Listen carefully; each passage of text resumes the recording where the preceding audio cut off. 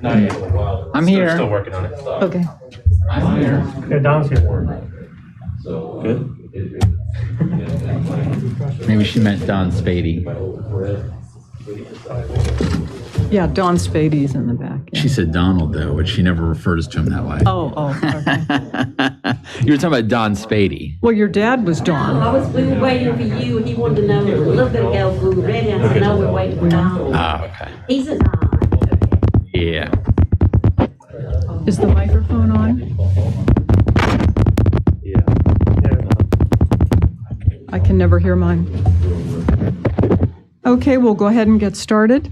I call to order the special meeting of the Manassas Park Governing Body for August 4th, 2020.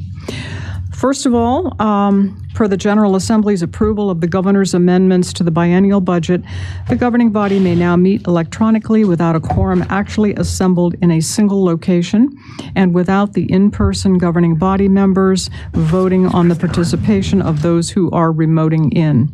The following benchmarks for the meeting this evening have been met.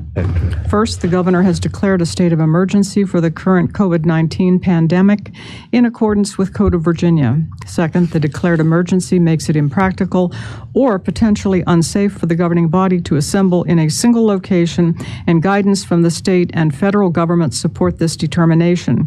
Therefore, the governing body will be meeting with various members participating electronically through GoToMeeting. Third, the meeting is to discuss or to transact the business statutorily required or necessary to continue operations of the governing body. Fourth, the governing body will make available a recording or transcript of the meeting on its website in accordance with Code of Virginia. Fifth, notice has been and will continue to be provided to the public using available methods. Lastly, we have made and will continue to make arrangements for public access through electronic means, including the ability to comment. Those participating electronically are Councilmember Miriam Machado, Councilmember Hector Sendejas, and Vice Mayor Preston Banks. Those participating in person are Councilmember Donald Shoemaker, Councilmember Alana Mensing, Councilmember Hasib Javed, and Mayor Jeanette Rischel. Okay, we have the approval of the agenda first. Do we have a motion to approve the augmented agenda? So moved. Second. All in favor? Aye. Aye. All opposed, abstained, motion carries. It is approved unanimously. Is anyone? Preston is still trying to log in. Oh, he is? Yeah, Okay. he's not on right now. Okay, let's wait then because we need a full. I think he just joined. Preston makes it. Preston, are you there? Yeah, he's there. Yeah, it's PB, I think, in the middle. No. I need to hear his voice. Yeah. Oh. Preston.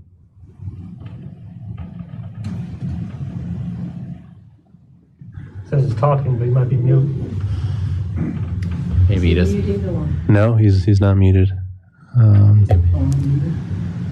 Yeah, I unmuted it. We need a So- unanimous vote to approve the agenda at a special meeting. Yeah. So,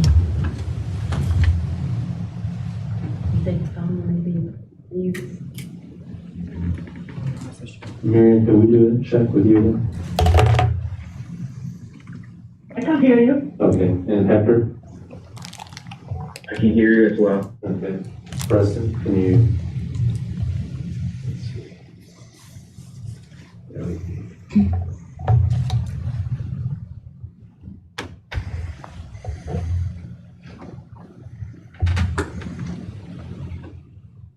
Okay, you wrote down yes.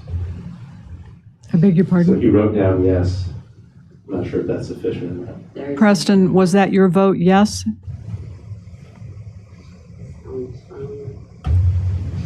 He's going to try to switch to his phone, but he said yes. Okay, then it is unanimous. Okay. Has anyone signed up to make public comment? Any emails or calls or anything? No. Okay, thank you. Okay, wait, excuse me, we missed moment of silence. During our moment of silence this evening, I would request that we all please remember Daniel Cody Starr. Cody was a dedicated staffer and a valued part of the Manassas Park family. He left this world on July 30th, and we ask that you please remember him in your thoughts. So please join us in that moment of silence. And Councilmember Mensing, would you lead us in the pledge?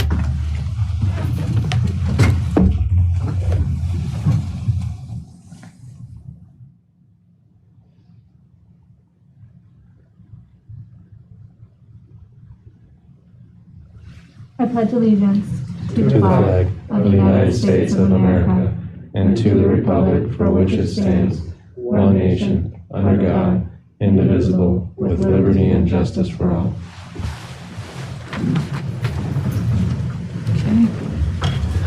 Okay, thank you. And there is no public comment, so moving on to presentations. We have with us this evening our school superintendent, Dr. Bruce McDade. He will provide a presentation designed to share division plans for moving into the coming school year. In order for us to move along in an orderly manner, I would ask that we please allow Dr. McDade to go completely through his presentation, and then we can have questions. If you think of something during the presentation, write it down. We'll go one by one for the questions. We'll go as many rounds for questions as needed. So with that, welcome, Dr. McDade, and thank you for being here this evening. And I like your mask. Thank you, Mary. It's good to be here. Members of the governing body, city manager, thank you for the invitation this evening to share the fruits of our labor thus far. Two components, actually, what I call two homework assignments that we have been working on since the spring. The first homework assignment that we are required to submit.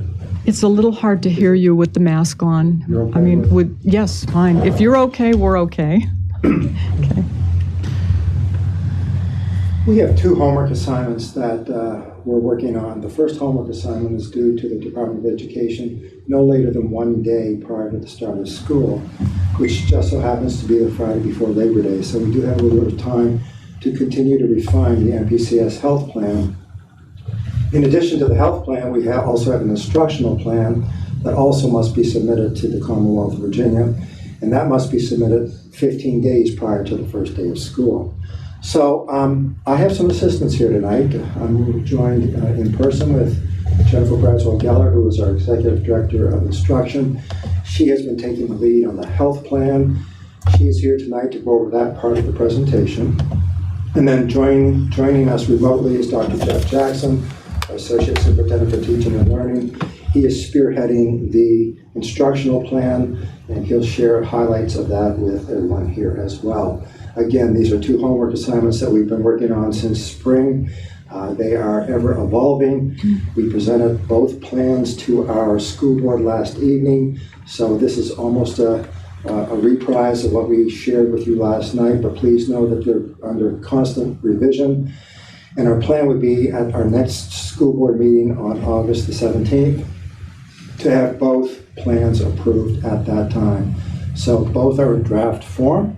We are soliciting feedback from our school board after hearing the presentation last night, and we welcome comments, suggestions from you as well. If you see some things in either plan that perhaps you think we should know about or would like for us to consider, we'd be happy to receive your feedback this evening as well. So with that, I'll turn it over to Ms. Braswell-Geller, and she'll give you an overview of where we are with the health plan, keeping in mind that we cannot open school. We'll tell you about the plans for opening school, whether it's in a virtual model or a hybrid or what have you, without a sound health plan. And I think you'll be very pleased to see and learn and hear what we've been doing here the last couple of months to ensure that our school division is well prepared to meet the students and staff when they come through our doors here very, very soon. So with that, I'll turn it over to Ms. Braswell-Geller. We have to share this on GoToMeeting. 1 second.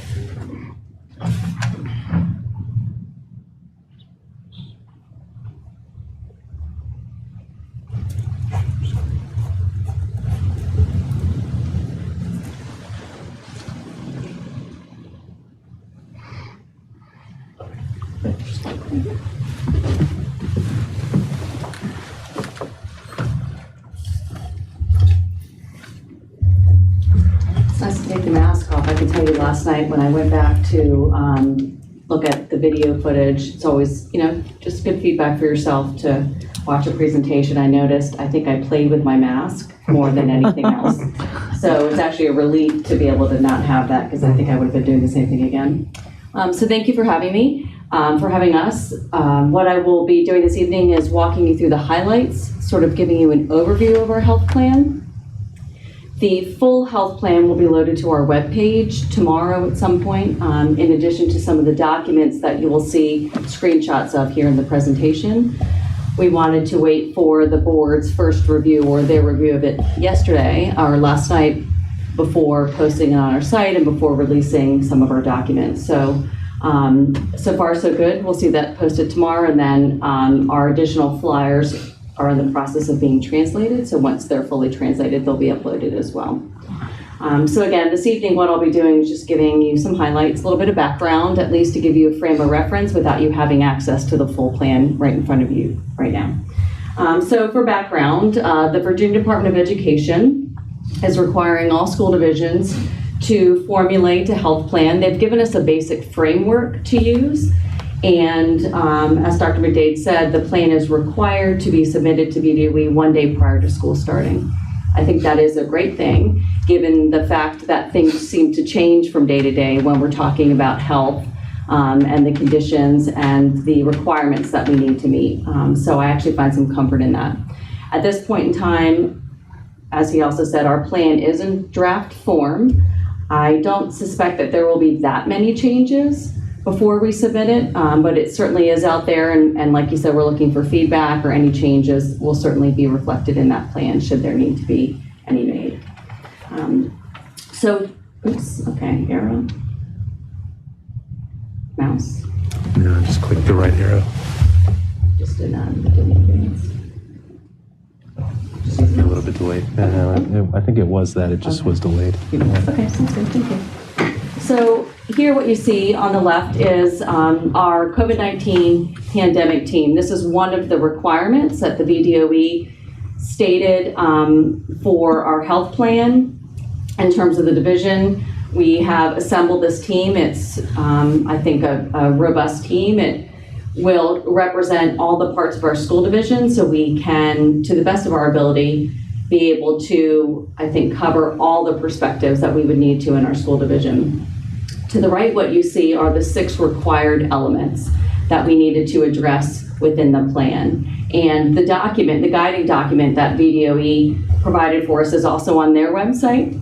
And I believe they did a wonderful job, not only, of course, guiding what we needed to include, which are these key elements, but they gave us a lot of really good information, a lot of good considerations within each of these categories. So I'm not going to go into all of them, as well as, like I said, I'm going to give you the overview, but each of these areas are pretty in-depth, and you'll see that in the plan once you take a look. So my plan tonight is to go through each of these 6 required elements.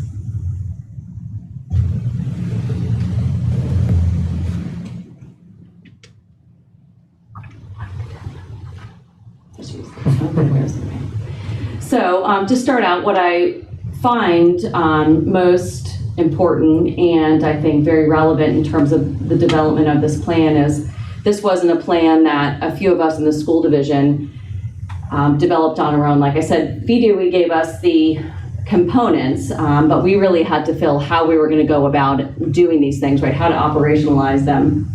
And the agencies that you see represented up here have been critical partners and have provided a wealth of resources for us to be able to include in our plan. I certainly am not a medical professional, and I would not have been able to do a sufficient job remotely in developing this plan without the assistance of these partners. In addition to our local partnerships that we already have established and have really great relationships with already, which are our neighboring school divisions. So our school nurse coordinator has been working very closely with our neighboring jurisdiction school nurse coordinators. It's been nice to have an ongoing conversation of what are you all doing there? This is what we're doing here. These are the challenges we're seeing. Are you seeing them? What are you doing? Those types of conversations have been weekly for 2 months at least at this point in time. At the same time, we've been also engaged in regular conversations at the state level with Virginia Department of Education, and then statewide, their nurse coordinators for the school division. So again, really great resources, and we've been able to leverage that information.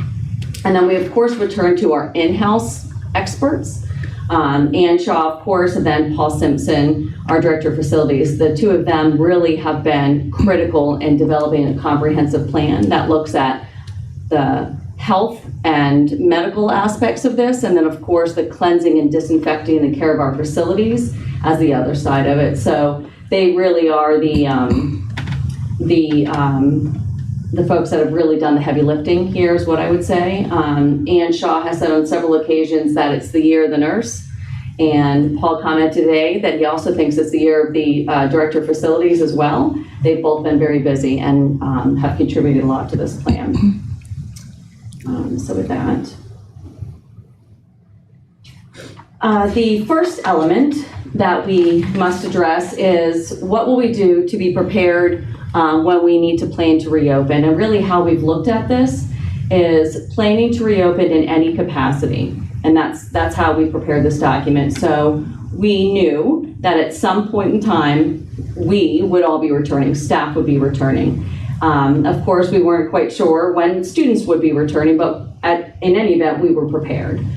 So as it stands now, of course, our staff are beginning to return, and our students at this point in time are virtual. And then, of course, I'm sure you've heard, the school board will approve the status of that on a monthly basis. So the plans right now are virtual, and we would assume at some point will be hybrid. So our plans will be to address the safety and health and well-being of our students when they return as well. The areas you see to the left are the areas that we needed to speak to and consider when we were looking at planning to reopen. I'll highlight a few of them, or I'll speak to a few of them. The school nurses on a regular basis collect data in terms of illnesses, right? So they conduct regular surveillance all throughout the year. A good example might be the flu. So certain times of the year, we're closely monitoring that. And at a specific point, depending on what we're seeing in our community, and when I say our, I mean just Prince William greater community also, in close work with the Prince William Health District, when we hit a certain threshold, they begin to report to the health district what it is that we're seeing in terms of our absenteeism, whether it's staff or students. So this protocol is already in place. It's just a little more heightened, I think, at this point in time right now, of course, given this specific pandemic. So that communication and that surveillance and that daily real-time monitoring will be occurring as it always does. So that protocol and that procedure is in place. The practices here that you see is just, again, a snapshot of what we're asking our staff and students to do prior to entering the building, while they're in the building, and then in the event of an illness during the day. Our protocols are aligned with the VASN, which is the Virginia Association of School Nurses. They have provided school systems with, again, a wealth of resources, protocols, and procedures for us to follow. And included in our plan are those. So we look to them for their guidance, as well as the CDC and the Virginia Department of Health, which you'll see a little bit more in a few slides down the road here. You'll see some screenshots of other protocols that they've provided for us as well. Our nurses, our clinics, are required to maintain the regular and routine health of our students, which is pretty reasonable. And at the same time, we will be required to identify isolation clinics, which we've done. So every building, we will staff 2 clinics, one for our well and regular routine triaging, medication dispensing, monitoring of healthcare plans, in addition to an isolation clinic where if we have students that appear to be symptomatic while in school or staff, we will be able to treat them appropriately. So we will be staffing isolation clinics as well. Our school counselors will be critical as we look at maintaining and providing, to some extent, some additional mental health services. They do an amazing job throughout the school year supporting our students, and we've recognized, as well as the state, as this is a component of this part of the plan, that there will be some social emotional programs and services that we will need to be very aware of and in tune to. So all of our school counselors have been working on developing a program specifically to work with our students and our staff to support the return to school and potentially any anxieties or worries that our students or staff may have. And we will be sharing that information as that begins to be finalized in terms of division services that will be offered.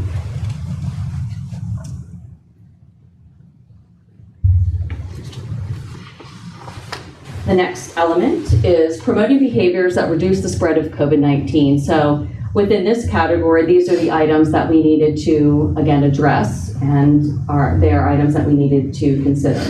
Prior to the start of the school year, our staff, our students, and our parents need to be provided training specific to COVID-19. So we are already well underway in terms of having that pulled together to be provided to our staff. Being able to leverage another wonderful resource is the work that we've done and the outreach and partnerships that Ann Shaw has been able to establish with George Mason University. They will be providing for Manassas Park, as well as other school divisions, sort of as a supplement, a training program for all of our staff that will, I think, provide for us an educational component in terms of understanding what we're dealing with, how to work with our students or other staff that may become symptomatic, how to assist within their classrooms once our students return, to manage some of the less severe medical needs, maybe what we would normally send to the clinic, but we won't during this time to help reduce the impact in the traffic there. So we're looking forward to that information being shared from George Mason University within the next few days. We're really looking forward to that. We also have to look at what are the physical distancing strategies that we can put in place in our schools. So those areas that we are making adjustments are, of course, are in our classrooms. We'll be looking at making adjustments to bell schedules and class changes during in the hallways, and then of course the cafeteria is another area. So any of those common areas, we have modified furniture, reduced furniture, and have made other arrangements. So for example, of course, our students can eat breakfast and lunch, but in the cafeteria in a safe manner. And I'll speak to that shortly as well. We are also being required to make sure that we promote hand hygiene and respiratory etiquette. So ABM, our custodial contractor, has been a wonderful resource as well in terms of providing a lot of training for our staff, as well as signage that we will be able to utilize around our building. Similar to what you see anywhere you go now, right? So we will be using their signage, and again, I think I have a few examples of that later on in the presentation. We will be requiring all of our staff to conduct these self-screening questionnaires, as well as our students prior to coming to school. So this will be made available to all of our parents and all of our staff. This is one of the documents that's being translated as we speak. So you'll see this throughout our building as well, but we will expect that in the morning, parents will go through this list of questions. I'm sure you've all been asked them at some point in time if you enter any public place at this point in time. And then of course, that'll be an assessment that our teachers will do prior to coming to work as well.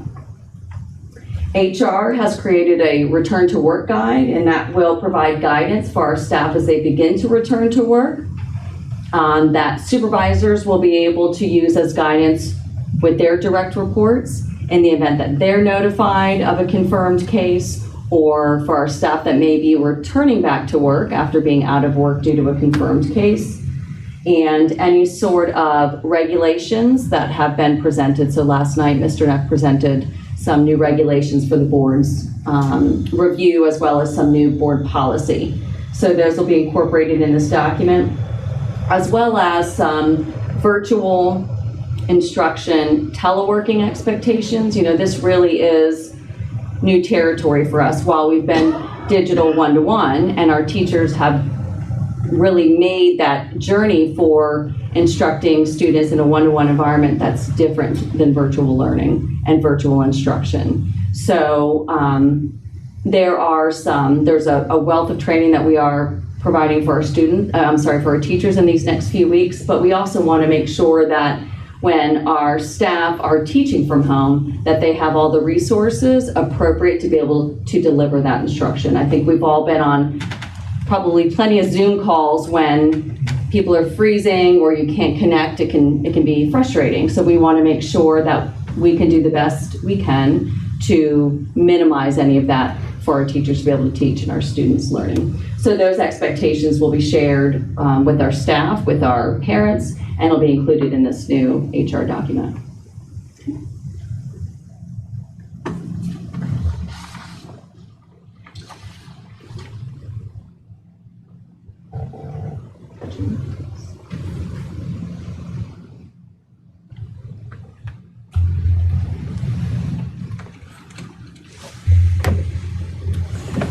I know how to use one of these. It's really just hitting the mouse. I think it's GoToMeeting. That's okay. Okay, there we go. Thank you. So here next, what I wanted to do was just explain a little bit further some of the mitigation strategies. Of course, these aren't all of them, but I think they are the most that we have been asked about. I think the most that are concerning to people. So the screenshot you see here is another resource that we've leveraged and that I know I've used and consulted on a regular basis when developing the plan and going back and making sure we've covered as much as we've been able to. So it's a toolkit that the CDC has provided specifically for schools. And I've been able to use that document to make sure that all areas in terms of facilities and cleaning supplies and disinfectants and PPE, all of that's been covered. So you may want to look at the document. It's wonderful. So in terms of face coverings, at this point in time, our position and our requirement for the students and staff within our school is that all staff will be required to wear face masks while in our buildings. Our students, as it stands right now, grades 3 through 12 will be required to wear face masks. And of course, any staff or students that have a medical reason that may prohibit them from wearing one, of course, that's allowable. And masking will be expected at any point in time where physical distancing greater than 6 feet can't be maintained. That is how it stands now. If there's guidance that helps us lean to a different way, then we'll certainly be prepared to adjust. As I mentioned, we are making adjustments to be able to support that 6 foot minimum separation in our classrooms, on the bus. Another area I mentioned was the cafeteria. And I think this is important because there are school divisions across the state that are managing this in very different ways. And the way that we will be managing this situation will be to provide contactless lunch pickup, breakfast and lunch pickup for our students. So if you haven't been to lunch in a school in a while, they now use pins to enter their numbers, right? If you're a parent, you know this. So that there's no exchange of money or anything like that, but there still is that contact with the pin pad. So what we will be doing, we'll be providing grab and go lunches. So sort of what we might know as a box lunch. So it'll be a bag grab and go. There'll be 2 options. So students will be able to pick that as they come through the line, of course, distanced.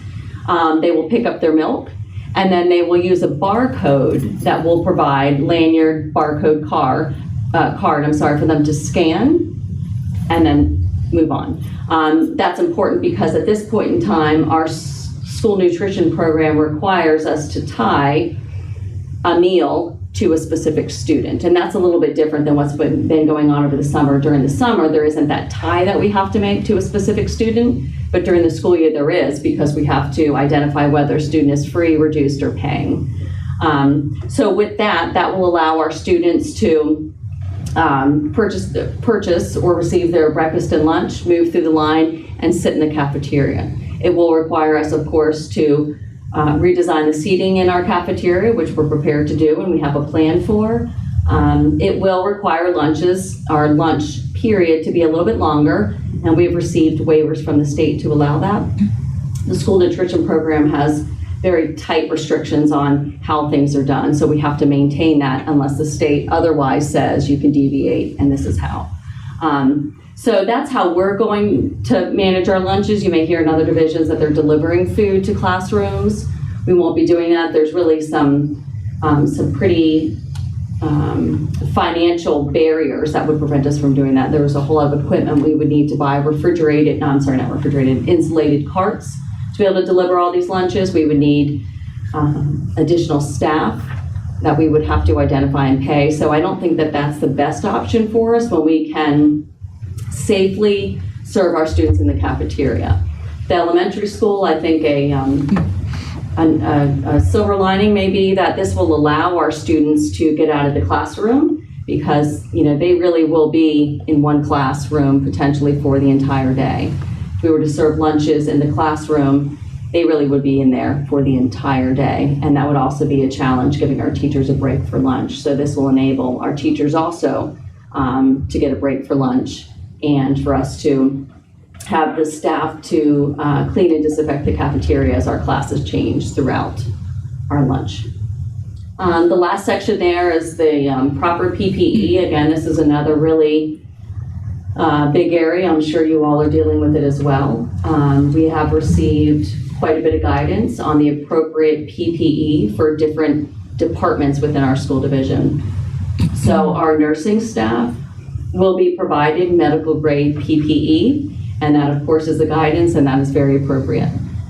For our other staff, they will be provided PPE necessary as it relates to their job duties. So I'll give you a good example. Some of our special education staff or related service providers, one may be teaching in person as the school year starts, as it is right now, that's the plan.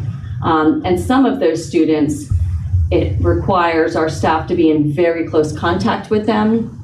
It requires some of our staff to feed or to diaper and change some of our students. It may require some of our staff to physically move our students. So they do need an extra level of protection. So staff that need to perform those types of duties will be provided additional PPE. They will be provided disposable gowns, gloves, face shields to wear with their masks or goggles. So that's just an example. We do have other departments similar to that. So as appropriate, we will be providing PPE beyond a face mask. All of our staff are expected to provide their own face mask, as are students. We're prepared if a staff member or a student forgets one, we're prepared to provide them.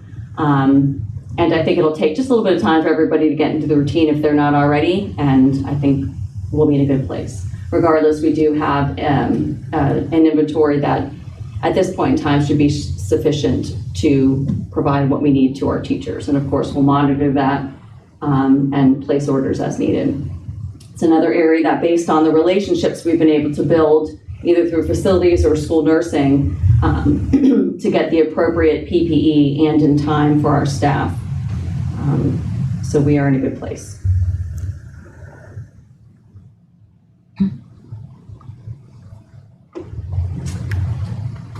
Okay, the next component is maintaining healthy environments and operations.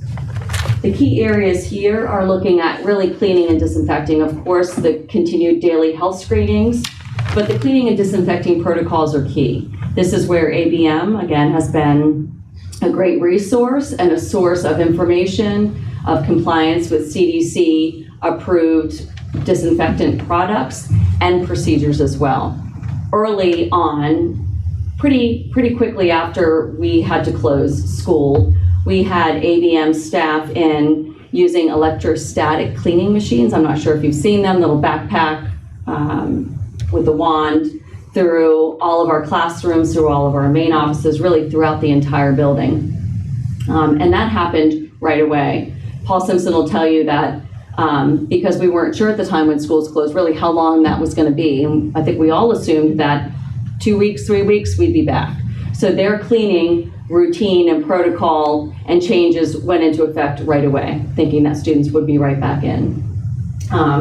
We will also have, once our students are back into the building or an increase in our staff, we will have enhanced cleaning staff and protocol. So we will have a specific staff member, an additional staff member from ABM designated for each school, and their primary job, their real only job, will be to throughout the entire day, frequently be cleaning our high-touch areas, our high-traffic areas, our handrails, our main offices, our doorknobs, all of those things. And we will maintain that service as we need to. So that's an enhanced cleaning service that we have engaged ABM for. We also, of course, will maintain consistent compliance with the executive orders in terms of building usage, and we are also limiting, actually at this point in time, restricting volunteers in our schools, lunches with parents, those are all being suspended at this point in time. And then, of course, other facility upgrades will have included updates and adjustments to our ventilation system. As much as I've learned about nursing, I can tell you I haven't about facilities, but what I can tell you is that Paul could certainly speak to it much better than I can. But the bottom line is this: we've been able to fully clean our systems, replace our air filters for all of our systems, and then adjust the amount of outdoor air that will be being filtered through our school system or through our classrooms. What that will do, I want to say he might have called it opening more dampers, some things like that. I don't know specifically. What it will do potentially is increase a little bit of the humidity in our classrooms. So we will manage that and provide feedback to our maintenance department so they can adjust that. I think we'll also need to be aware of some of our staff that will be in those extra levels of PPE. They will be warmer. We have to be well aware of that. And as well as our water systems. So at this point in time, water fountains, bottle refills, stations, all of that will be closed down. They will not be available for student use. Because students and staff do need access to water, we will be making alternative arrangements for that with water stations that our staff can man and clean and manage. So we will be doing those things, as well as once the water systems are turned back on fully, then they'll do a full flush of our water systems once again. And then, of course, instructional and support staff will also receive backup training. What we've recognized, and what we recognized early on, is that managing 2 clinics, as well as potentially many more students that we need to be able to visually, to some extent, assess, hopefully before they get in the building, for any symptoms, will require a lot of training, and we need to widen the net of our training. Every year we do train specific staff in our buildings to be able to assist our nurses in terms of EpiPens, glucagon, CPR, all of those things. But this type of training will really widen our net in terms of the folks that will be able to support our nurses and our students and our staff. The other picture, let me speak to these 2 pictures very quickly. The other item that's been added, another piece of equipment, you may or may not already know about this. I know I've learned most recently about this. These are UV air purifiers, cleaners. You can see them, I think, most often in a little bit of research that I was doing after speaking with Paul. You often see them in operating rooms. You'll see them now in our school buildings. They're in our main offices. They're in both of our clinic setups now. And you'll just see them right below the roof. The ceiling line there. So those have been installed in all of our, like I said, all of our schools and our main offices and our clinics. In addition to additional air purification in those same settings. So again, where we know there could potentially be congregate groups of people, high exposure potentially, and high traffic. And then those are just some samples from ABM, what you'll see around our building. You'll also see, if you walk into our buildings now, signage for 6 feet of separation. We will have signage in our classrooms where teachers and students will know their desk needs to remain in order to maintain that distance. So if you take a walk around our buildings, you'll definitely see all of this in place. I think I mentioned let me move to the next one. I already moved on.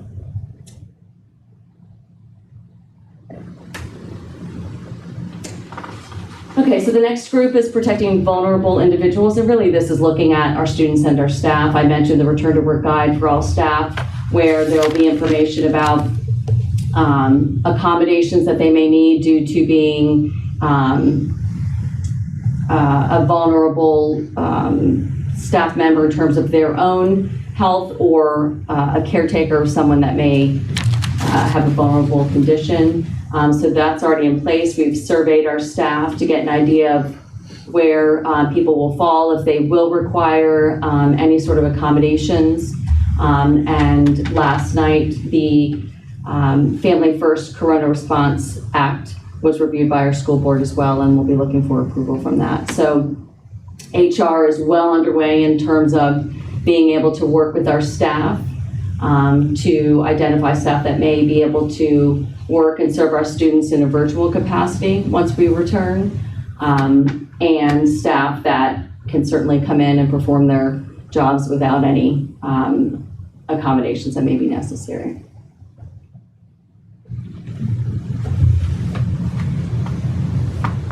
The next and almost last area here is preparing for when someone gets sick. We are anticipating, and I know in conversations that I've had with multiple groups of people, it's not really if, it's more a matter of when. We will have a student and a staff member with COVID-19, so we're going to plan for that. And what we've been able to do again is leverage algorithms from the CDC. They have created resources for schools. So you see a couple of little screenshots from the document. It's about 6 pages. And really what that does is give a good decision-making flowchart for our buildings, for our nurses, for our teachers. And of course, this is all going to be under the guidance and the supervision of our school nurse, but this is what we will look to, and this is what our neighboring school divisions are also using to help decision-making once our students return. We also have protocols in place for, again, enhanced, very specific cleaning for areas where we may suspect or there may be confirmed contamination. So those protocols are in place. And then, of course, we maintain an ongoing relationship and communication plan with the Prince William Health District. Again, we do this our nurses do this on a regular basis in terms of reporting what we're seeing in our schools once it hits that threshold, and we will continue to do that with the Prince William Health District.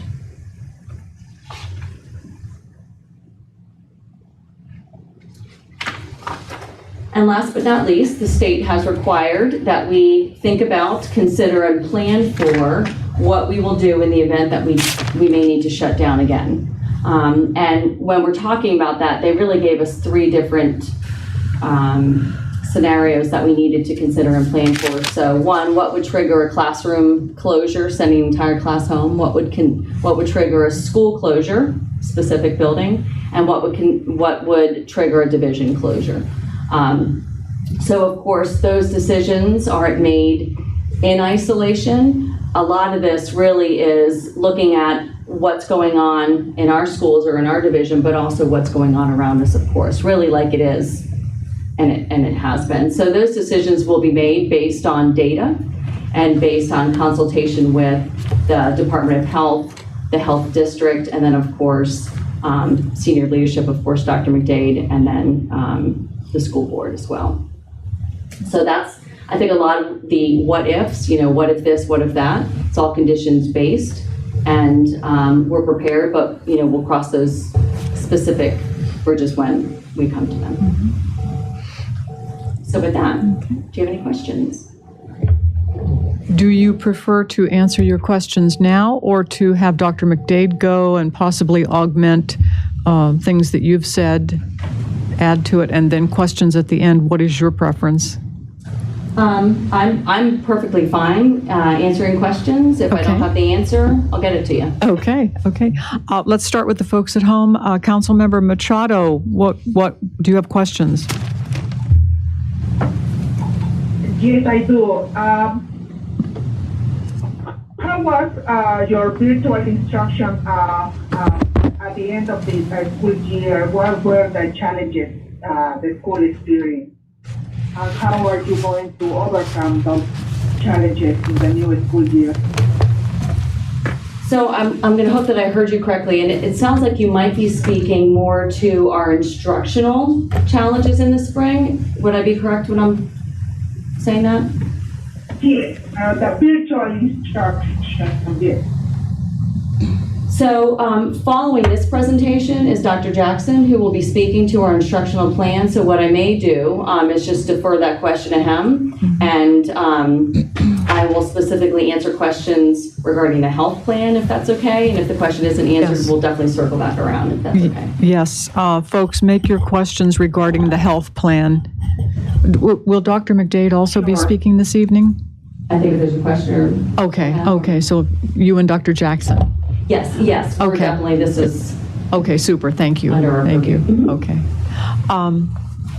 Councilmember Machado, do you have a follow-up related to health? Yes, I have several. Are masks mandatory? Are you providing masks to students that do not bring their own, by the time the school is open for in-person instruction? Yes, so it is mandatory for grades 3 through 12 at this point in time. Should that change, of course, we will make the public aware of that. We will be providing masks should a student forget their mask for the day, but we will not be able to provide masks to everyone. Okay. Same would be true for staff. If they forget it that day, of course, we'll provide them with one. Councilmember Machado, do you have any further questions? No, I'll be fine. Thank you. Okay. Councilmember Sendejas? Yes, thank you for the presentation. Are substitute teachers gonna get training regarding this safety plan? Are substitute teachers getting training? Was that your question? Yes. Yes, they will be. So they will be included in all of our training. And some of our substitutes are long-term substitutes, or they're starting actually day one because we may have staff that are already out on leave. So they will be included. Our long-term subs or our regular subs will be included at this point in time. The subs beyond that, our sort of daily subs, won't be trained until we're closer to our students returning.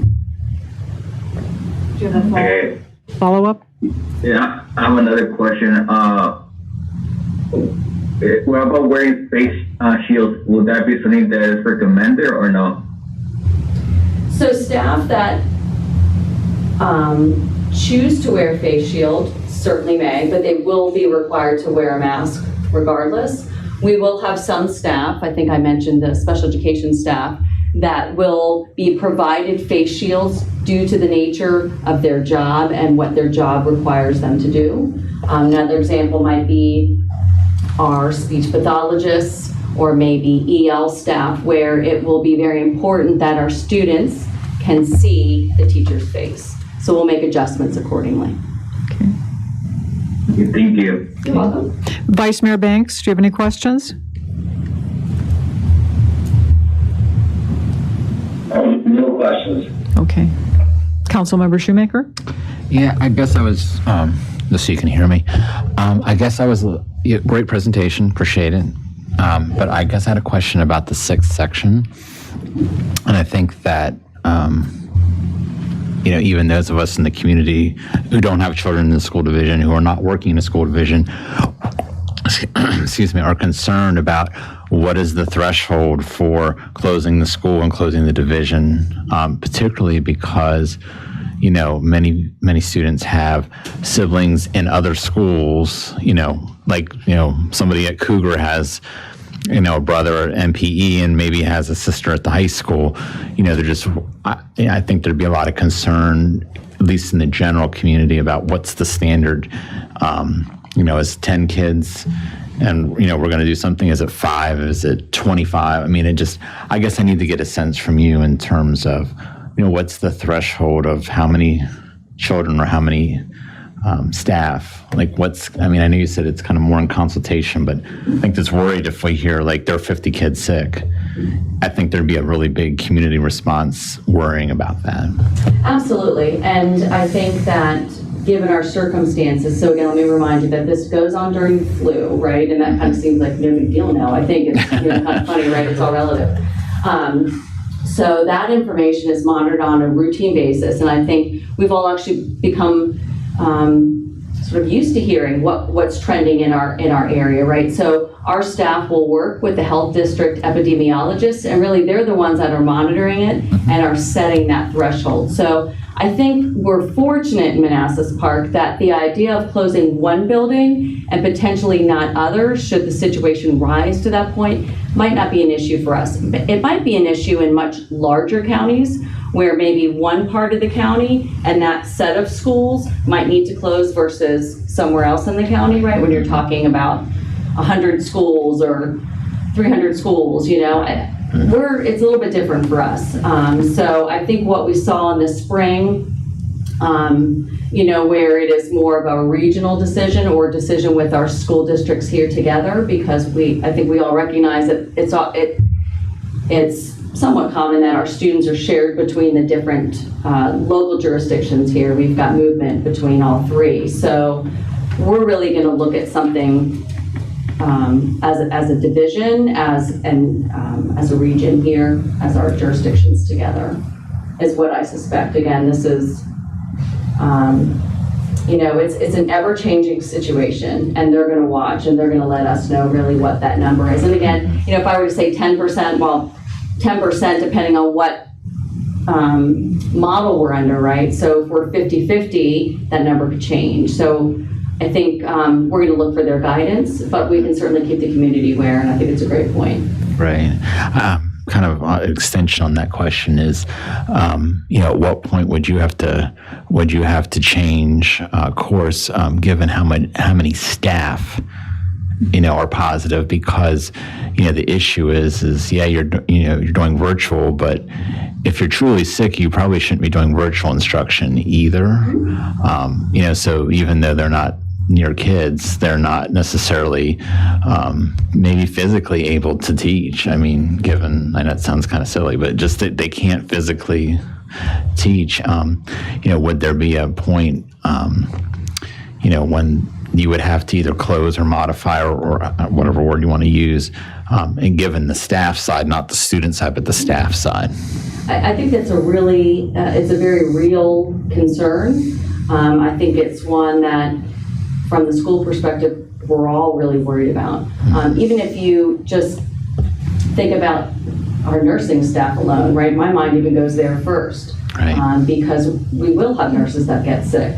And right now we have one nurse in the building and a nurse coordinator. So, you know, what will we do? It's definitely worrisome. We're planning for it. I think we need to be sensitive on all accounts of this, because you're right, we might have a staff member that is sick at home. They might have their own family or kids that are sick that may keep them from doing what they need to do. You know, there's so many different angles to this. So we are working to prepare and sort of build in as much depth as we can. But right now, you know, we're at the point where we're trying to identify staff at this point that can return and staff that can't. Students, you know, we don't know yet how many students are planning on returning. We have an idea. We've got parents that have responded, but it's not everybody. Right. So your concern is our concern, but we're doing our best to provide additional training, like I said, kind of widening that net. So that really was that bullet point in terms of training your backup staff. So support staff, how can we leverage them and the training we can do now to be able to work under a teacher direction to step in and take their place if we need to. Those are all the things that we're looking at doing. Right. Well, and my last question for you, will there be a real-time tracker of how many positive cases you have once you go back? So we're only as good as the information we're given, right? So we will be monitoring the data that we're given, right? We can't force anybody to let us know about their medical conditions. We do, again, on a regular basis, our staff will follow up with families if a nurse sees a student with a fever or other symptoms and they're sent home, they will follow up, of course, to make sure that the child's okay, but to see if they did go to the doctor and have a confirmed case of strep or flu or something like that. So we follow up whether or not we get that information.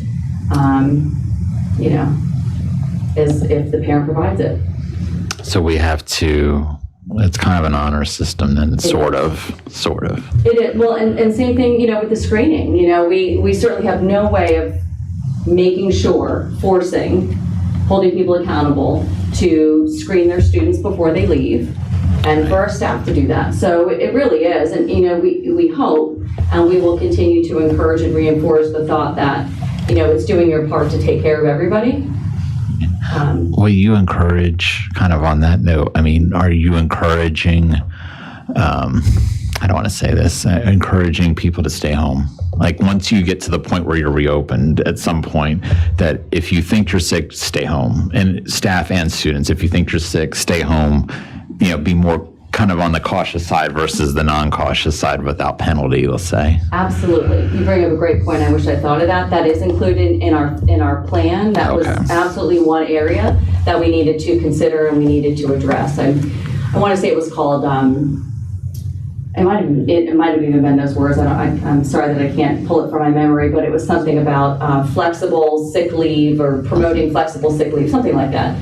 And that, again, is a function of HR, but that is really what we're doing. You know, we try to encourage that with teachers to begin with. You know, a lot of times they want to come in and they want to teach, and but I think for everybody, again, it really is that thinking, that line of thinking of taking care of yourself and your community around you, right? So that is all included in our full plan. You'll see it in there. So I should have mentioned that. Thank you. I appreciate that. Okay. Are you done? Yeah. Okay. Councilmember Mensing? To piggyback off of that, will the students also be allowed more absences or excused absences to encourage them to stay home if they're feeling ill? Absolutely. So, you know, we are bound by the code and what our school board policy says about attendance and absenteeism, but we recognize staff and students. You know, this is a very unique situation, and we recognize that. So we have identified, we already in our school division have an interventionist, and at this point in time, we're putting plans into place to at this point in time, maybe utilize some of our staff that can monitor that as well, and maybe circle back with our families when we see an increase in absenteeism. We certainly can't make the assumption it's because everybody's sick, but being able to look at that and then see what we can do to reach out and help. Again, we have some of that now, mostly at the elementary school, but I think we can utilize some staff in a different way during this time to help us monitor that and then provide some interventions. You said students will be able to take their masks off if they have 6 feet of separation. Will there be any, like first day of school, don't grab your mask? What are you doing with your mask once it's off? Because that can be worse than just leaving it on. So will you be? Yes, absolutely. And you know, one of the components of the training being provided by George Mason, where I was mentioning from their nursing department, will be on that for our teachers. It really is going to be that basic to start out with. Good. You know, how do you properly take off gloves, right? If you don't know, you might see people just pulling them off, and now you've defeated the purpose of even wearing gloves. So we're going to go through all of that at its most basic level when the school year starts. So that will be for our staff, and then an appropriate level for our students. And then just that continued promotion of good hand washing, sneezing into your arm, just all of those good things. Cleaning surfaces. All of our classrooms will be equipped with additional disinfectant for our teachers to use. You could walk around and already see an increase in hand sanitizing stations, you know, all of those enhanced resources that we didn't have before, but we do now. My last question, will parents be required to sign waivers before they send their children to school? Waiving what? I've just seen some waivers circulating online that the school district is requiring parents to sign, stating that if their child gets sick at school, that they can't sue the school system. I'm not aware of that. I think that the position of our school system, as well as many other, I know I've heard, is that if you don't feel that the school environment is a safe place to send your child, then you know it's your right as a parent to keep them home and let them know. Similarly, I would say if you think about snow days, sometimes parents say, well, I'm not sure I want to put my child on the bus. I'll take them to school. You absolutely have that right. If you don't think it's safe, then you don't send your child to school. We've also offered, of course, the virtual option for families and for parents. So if they don't feel that the school environment is healthy and safe, then they certainly can choose to have their students receive their education virtually. Okay, thank you. May I add? I'm sorry, Councilmember Javed? for the whole year, the virtual for the whole year. First semester. Oh, okay, I'm sorry. Okay, good. Yeah, good evening. I was gonna touch base on the first semester virtual learning lunch option. The ones that are opted to do virtual learning, are they still getting lunch? Yes. But So- it will be for pickup. That's what we're working out. So you may know that throughout the summer, we've been making those school lunches available. Right. And we are required to continue that. We are required to continue offering breakfast and lunch meal service for our students. So that's what we're working out now. So when school starts, all of our students are virtual except for specific populations. So we will be prepared to provide the opportunity for students to receive their lunch, breakfast and lunch. Right. Now, if they cannot make it to the school, both parents are working, how are they, is there a way they could get to lunch if there's not an option to reach the school? We have done our best to manage that or to maybe mitigate that hurdle for a lot of our families, knowing that parents are at work during the day. So throughout the summer, we've done the summer feed starting at 4 to 6. Right. In some cases, really, unfortunately, it's until the food runs out. We've done that with our family markets. So we're working. We definitely recognize that that is a challenge for many families, not just here, but everywhere. So we certainly can't deliver food, and we can't be open all day. There will be some limitations, but we definitely do our best to reach and make that food available, reach our community, make it available. I don't know, it had contradicting language in there saying that if a student was 100% virtual, they cannot be on school grounds. Is that a false statement, or? I don't know if I said that or not, I'm sorry. No, I think it was on the presentation last night. It might be a question for the instructional plan. Well, either way, and but, Dr. Jackson could address. Yeah, he could probably address that one. If they're virtual, and there are opportunities for students to participate in clubs, they can certainly participate. They're enrolled in our school division, so they would be permitted to participate in school functions. Okay. And then the last question. That question actually came up last night. Yeah. Can students, if they're virtual, which they all will be in the fall, Right. are they eligible to play sports? And the answer is yes, they are, because they are enrolled in our school system. So they have all the rights and privileges of being a student. And that would include if they had to come on campus for whatever reason, that would be permitted. Okay. And then we'll touch, another last question was that you talked about some policy changes. If a staffer or an administrator or teacher say, hey, you know what, I don't want to wear a mask, what's your disciplinary action, or is there any?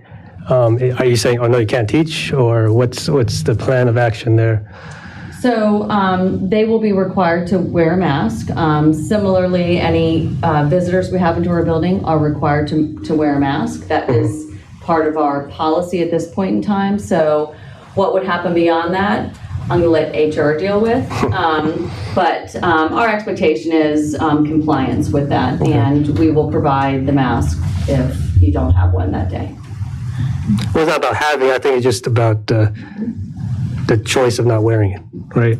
Right, and I guess that's a choice that, they would make, but Okay. our expectation and our requirement is that you would wear a mask. I guess similarly, like we might say you need to wear shoes. Right. Rita? Yeah, that's it.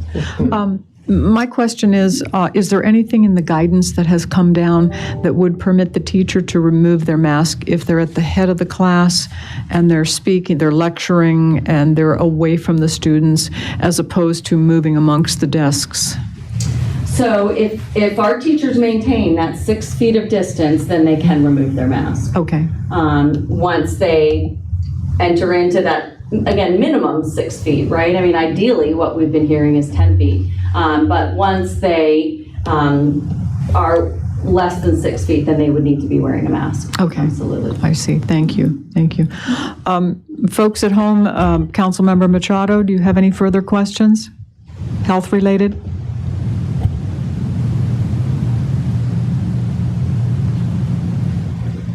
Councilmember Machado? If you learn that a student, when there is a physical education, when you learn that a student is sick of, yes, can you hear me? Yes. Hello? We can hear Can you hear you. me? We can hear you.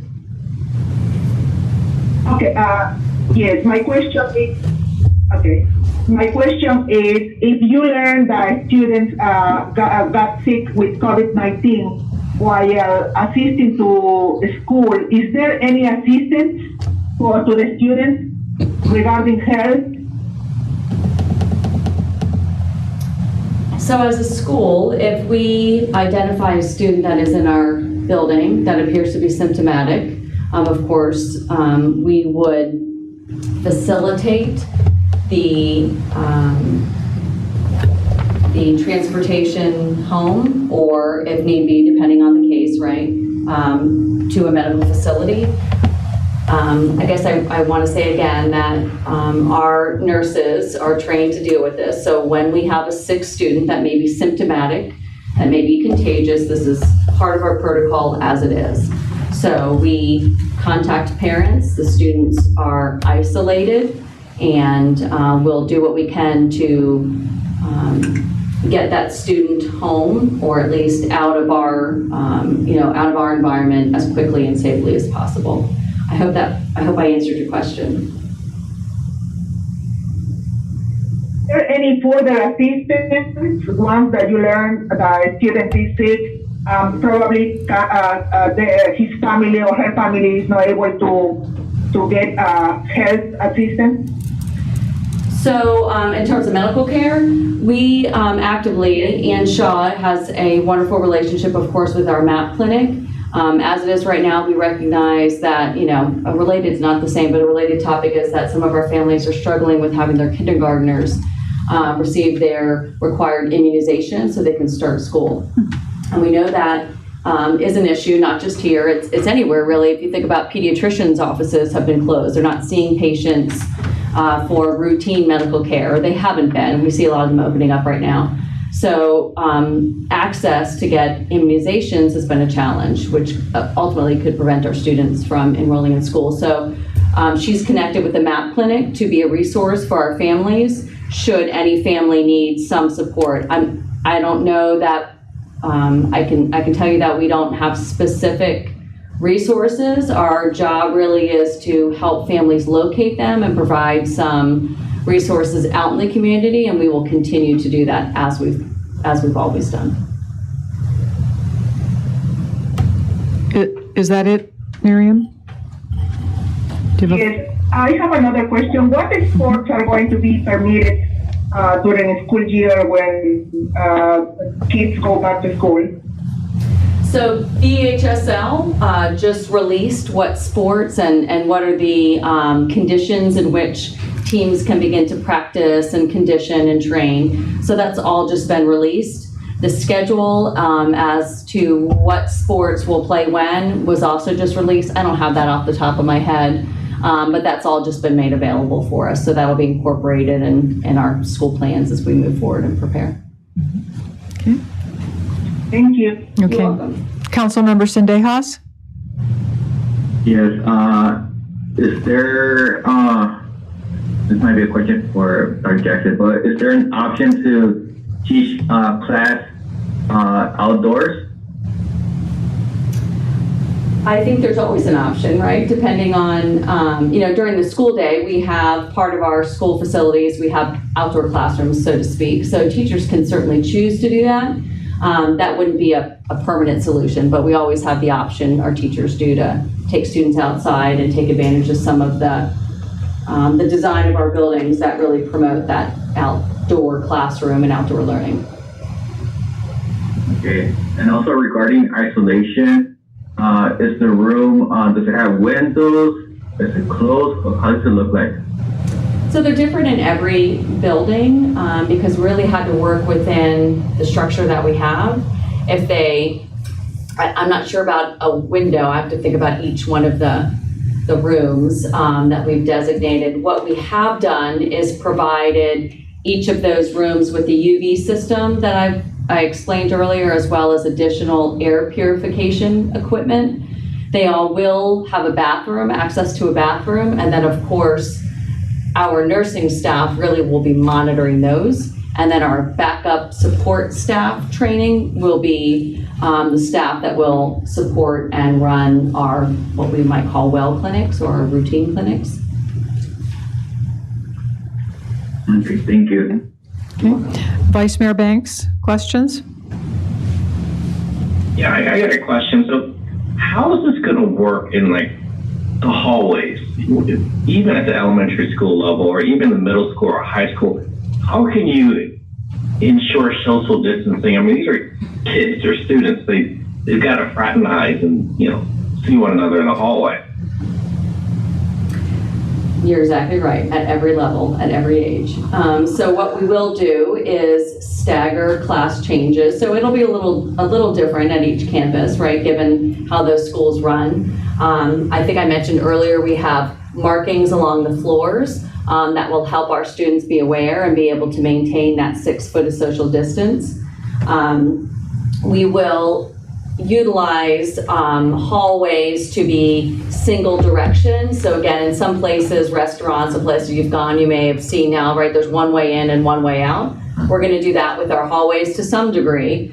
We've done that in the past to just help manage traffic flow, but we'll do that now for a very real and different reason. So we'll have a lot of those strategies in place, but you're right. I mean, the reality is, especially when you think about elementary kids, a lot of the way they learn is touching and exploring, and, you know, it's just part of the learning process for them. So we expect that it will be a challenge, and we're going to put into place everything that we can to do the best job of minimizing it. Follow up, Vice Mayor? One more question. And for students with breathing difficulties, let's say asthma, for instance, I mean, are they going to be given exceptions so they don't have to wear a face mask, or are they going to be placed in a separate room from the other students? What about those students? Right, so I hope I mentioned it earlier as well. Those students, if students or staff have a medical reason that would prohibit them from wearing a mask, and there are, right, certain conditions and populations of people that a mask would be detrimental, then they will not be required to wear that mask. And again, a parent may make the choice about having their student come to school or choose the option to learn virtually. Do you have a follow-up, Preston? Vice Mayor Banks, do you have a follow-up? No follow-up. Okay. Thank you. Thank you. Councilmember Shoemaker? No? You're good? No, that's it. Do you have Okay, I'm good also. Thank you. That was a great presentation, lots of detail. If we could move on to the next one, that would be great. Thank you. Thank you.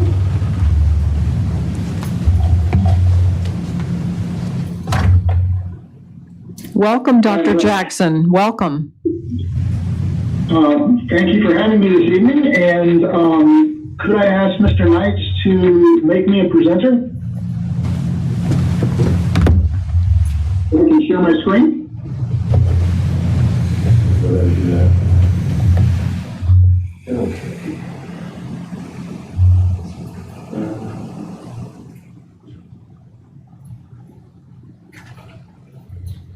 And if not, I can talk my way through it. You just won't have visuals on your side. Okay, that'd be fun.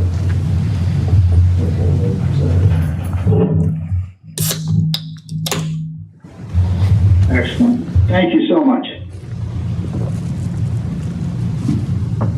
Can you see my screen? Not yet. Give me 1 second. I gotta bring it back here. Okay, now we can see. Oh, nope. Wrong one. Sorry.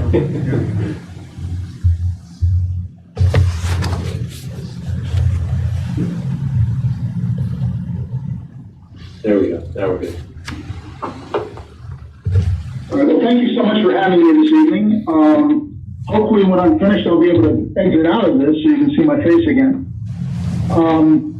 Last night, we did present a very draft format of the MPCS Returning Forward Learning Plan to our school board.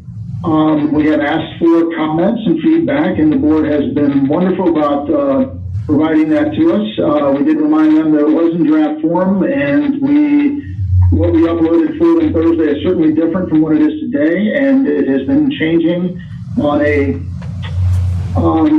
daily basis, be probably the easiest way to say that.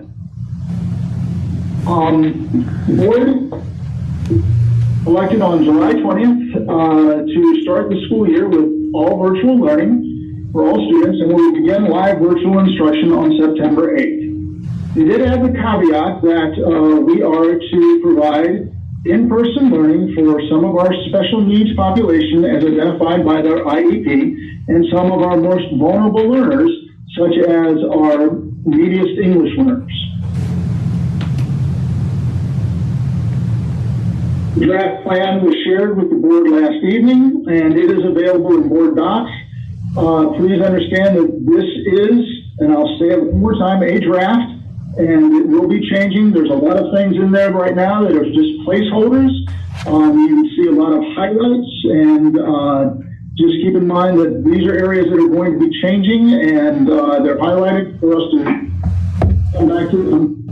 I'm sorry, it sounded like someone was asking a question.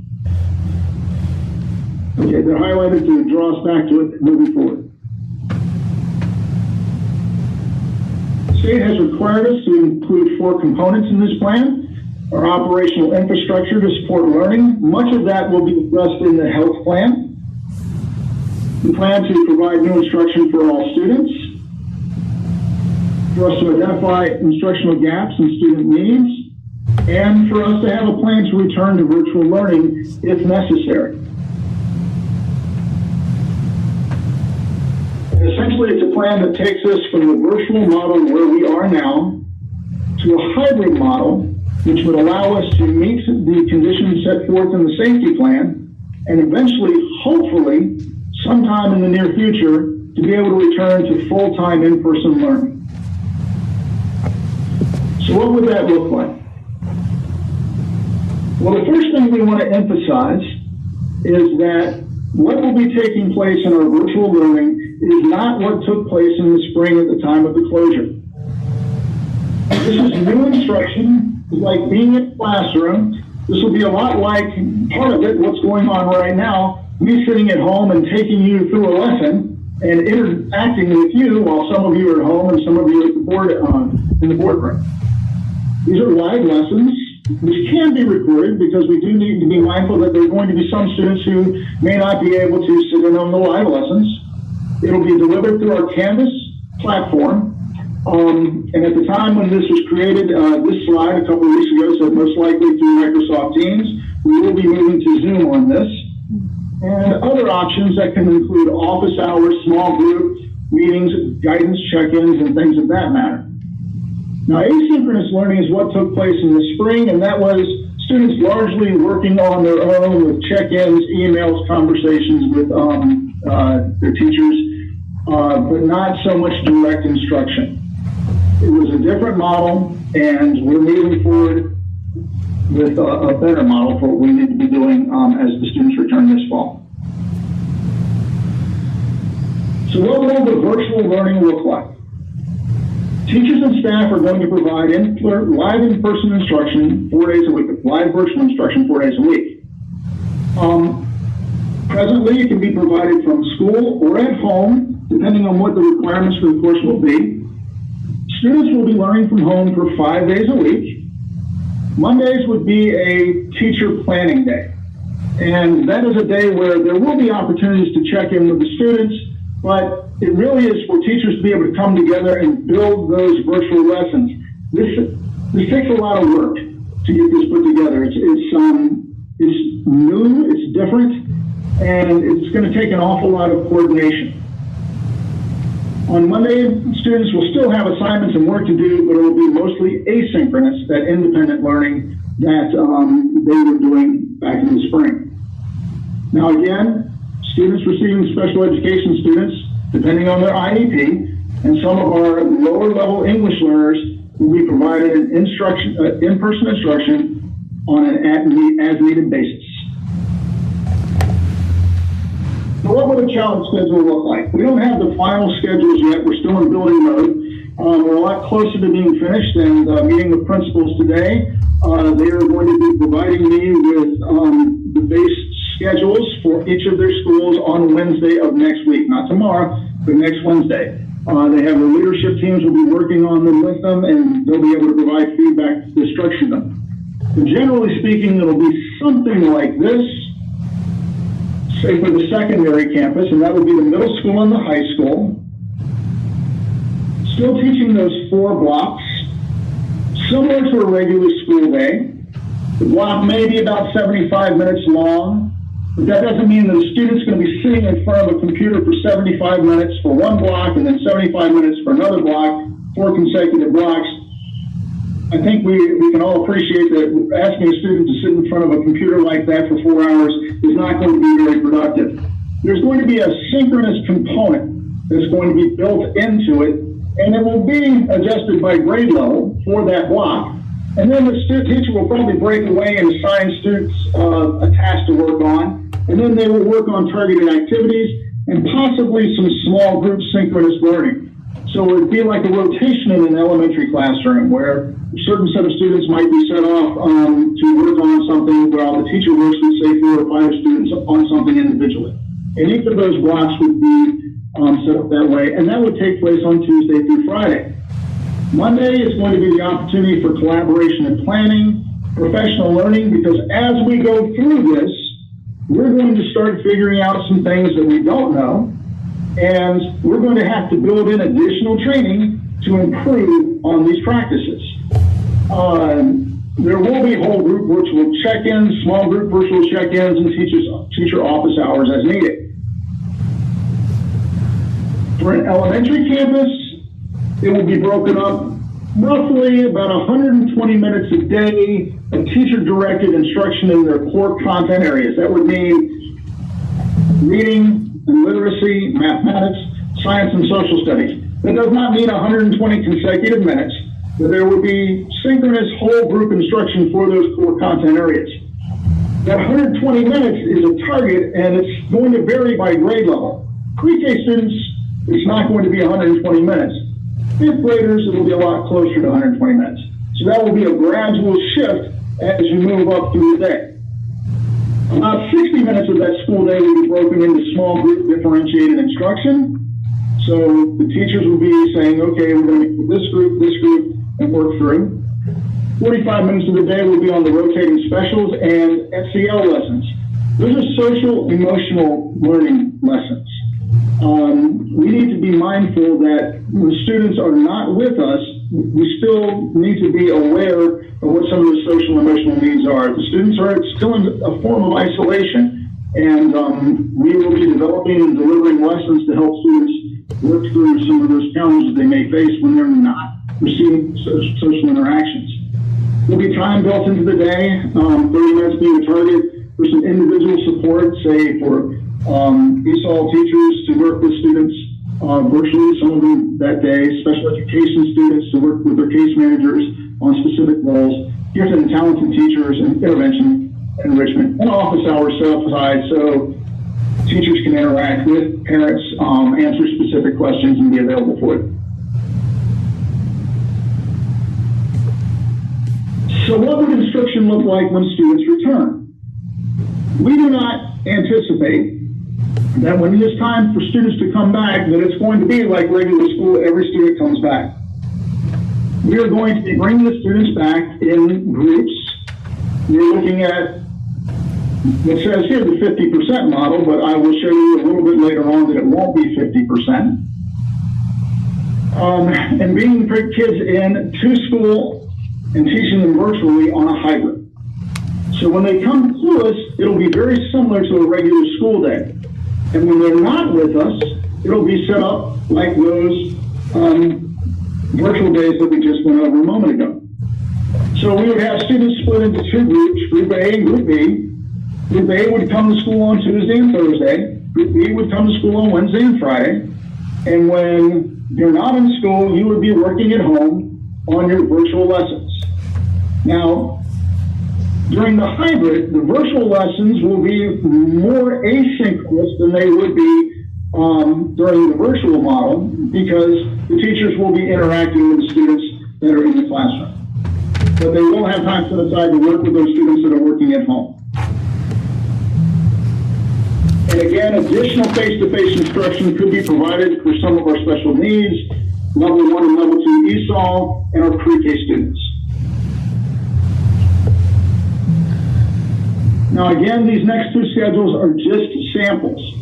This is what it could look like. They're working on this, and we're hoping to have this finalized by Wednesday. And there would be model schedules by Wednesday. Obviously, every student's schedule is not going to be prepared for them. With the secondary, it would kind of look like this. Monday still being that professional day. Tuesday, Group A comes in, Group B is at home. Group A is getting a school day that's very much like a regular school day, and Group B is doing online, mostly asynchronous learning. And this would be similar for the elementary school as well. Now, you may be asking yourself, well, why did you pick Monday? Well, folks, we haven't been doing this in isolation. None of this planning is being done just in Manassas Park, sitting in a room with us talking. We've been working with regional and statewide superintendents to try to come up with models that are going to best meet all of our students. And we've had discussion groups. I work with the instructional leaders of all of our local school divisions. And as a region, we picked Monday to be the day. So there will be consistency through the region. Prince William, Manassas City, we especially work closely with, because we do have some shared operations, not a lot, but some shared operations with Prince William County. And we want to make sure that we're being consistent in our delivery model. So what is it going to look like for our teachers for the next few days? Well, the day after tomorrow, we're going to be bringing in 33 teachers for new school orientation. And we're going to bring them into the building physically, and we're going to do it in middle school. Now, Ms. Braswell and Dr. McDade and our nurse, Ann Shaw, and Paul Simpson, our director of maintenance, have been putting on a wonderful, powerful presentation for staff members as they gradually begin to return into the workplace, to go over the safety protocols. Our teachers have been away from us for a while, but we know we need to start transitioning and bringing people in so we start to get a feel for what it's like to work in person with each other again. Now, our 12-month staff has been in. 11-month staff came in last week. Now the teachers, we're going to start bringing them back in. And there's going to be some nervousness and there's going to be some trepidation. And so rather than just tossing somebody into the pool, we want to get the toe in the water. And this presentation that I mentioned that they've been doing really talks people through the safety protocols to try to build a level of comfort. So people know the steps that have been taken in order to make it a safe place. Last week we brought about 35 people into the auditorium at the middle school. We had they labeled chairs throughout the auditorium to be the ones that you could sit in, and we had a nice group presentation in that room where people were spread out, social distancing was observed, and people received an education on what was in place in order to protect them. We will be bringing the teachers back on Tuesday the 11th. They're going to report the site in half-day shifts. They'll be split up in an A day and a B day. An A shift and a B shift. Some teachers will come in the morning, some will come in the afternoon. Depending on the school, it will be the elementary by grade level and specials. The secondary will be by departments. And they're going to conduct their first meetings going over safety during those time frames with the reduced capacity staff. And those emails went out to the teachers this morning so they know what group they're in and when they are to report to the schools next Tuesday, the 11th. And then for the 12th through the 3rd, we have built a very robust planning calendar that will be a mixture of that hybrid model that we'll be using with the students, where we'll be pushing out professional learning through the distance model. It will be synchronous largely. Some of it will be asynchronous and they will be working on their own. We'll also be bringing teachers into the building in those small groups for collaboration and practice. So it's kind of like a model where you get the big picture instruction while you're at your computer, and then you come in with your colleagues and you generate, say, a lesson. Or let's say you're learning how to use a video presentation in a classroom, and you watch the big presentation, then you'll come in and you'll sort it out and say, okay, the 4 teachers in the room, you'll work on this video, and you'll work on this video, and they'll share them and critique each other. But in that small group, they can do some deep collaboration and also feel safe because we'll be able to make sure that we're observing the mitigation standards we put in place. Now, we also were very careful to solicit our parents and our teachers. We sent out surveys back earlier this summer, and we got some feedback on what they thought was important. And for the parent survey, one of the most important things they put out there was that they thought they should have a choice as to whether or not their child should stay in a virtual learning program. We put that out last week and asked parents, do you want to keep your students all virtual for the first semester? And 1,208 students, parents selected. So as high as 36% at the high school and 30% at Cougar Elementary, parents have chosen for their children to remain in virtual learning for the first semester, and that's through the end of January. So we are faced with a task where we have to build basically 2 sets of schedules for students. Those students that we're anticipating coming to the hybrid, and those students that are going to be remaining at home. So we're charged with providing a high quality instruction to all of our kids, regardless of where they are. So it's kind of new territory.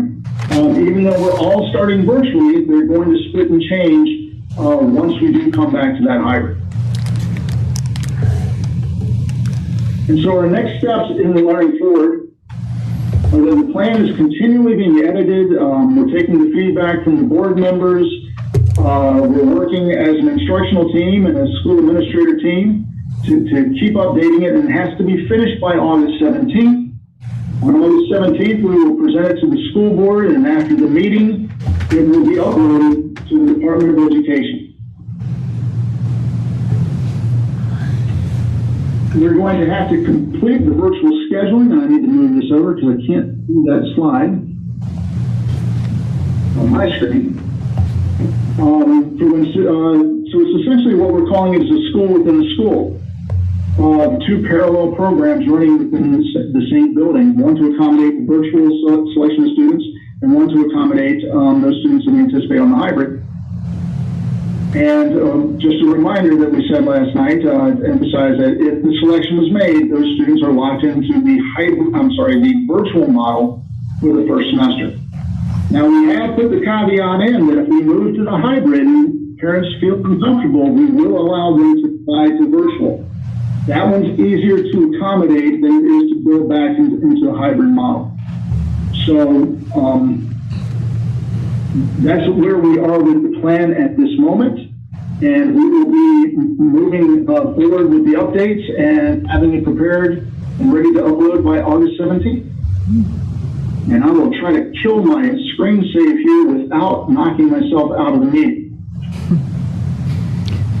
Unless you want to just take it away from me, Mr. Knights, so I don't accidentally exit myself. I just want to, I'm done with the PowerPoint, so I'm going to go back to just my face. Okay. Without killing myself out of the meeting here. Okay, working on it, Dr. Jackson. Thank you. That was a very good presentation. We appreciate that. I think it may have just done it. No? I just did, hold on. We can still hear you, so, Well, that's good. yeah. I just want to make sure that it's not a big black screen that you see for you there. I'm trying to unshare the. Wait, I found it. There we go. Okay. I have a question, Dr. Jackson, probably a two-part question. He actually got logged off. Oh, did he? Okay. The whole GoToMeeting got shut down. Oh, dear. Okay. All right, how do I join? That's when you don't go to. That's when you don't go to the Do meeting. you have a number for him to call in or for?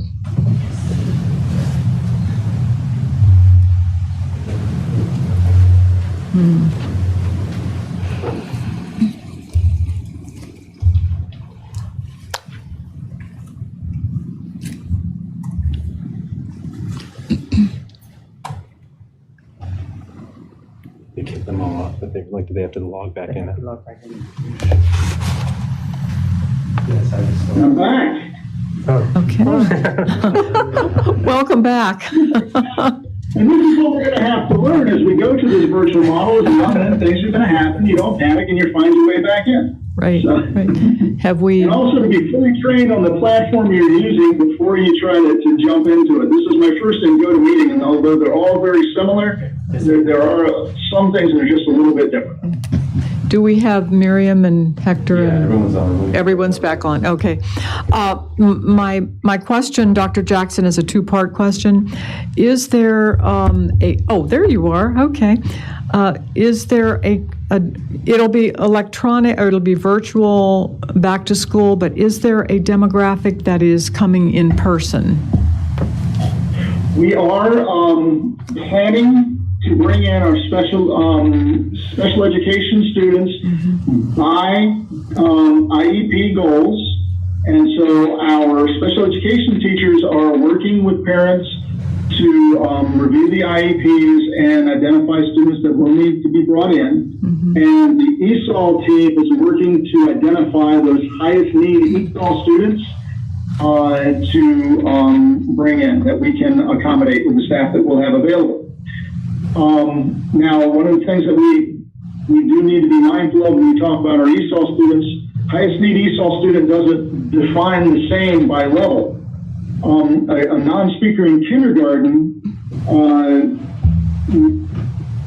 may be able to better serve with not the same level of services as a non-speaker in high school. And a long-term English learner in the middle school, that means someone who's been with us and receiving services for a long time, is not advancing, may be that most critical needs student. So those teams are going to identify who those critical needs students are for inclusion, for in-person services. Okay. Do the guidelines from the state permit you to have, for example, a hardship category? I know there are parents, single parents, who do not have the luxury of teleworking, and they would not be able to be home to supervise their children.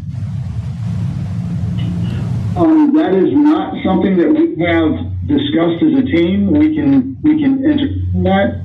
But that is not something we discussed as a team at this time. It's the resolution was for those students with special needs and English learners.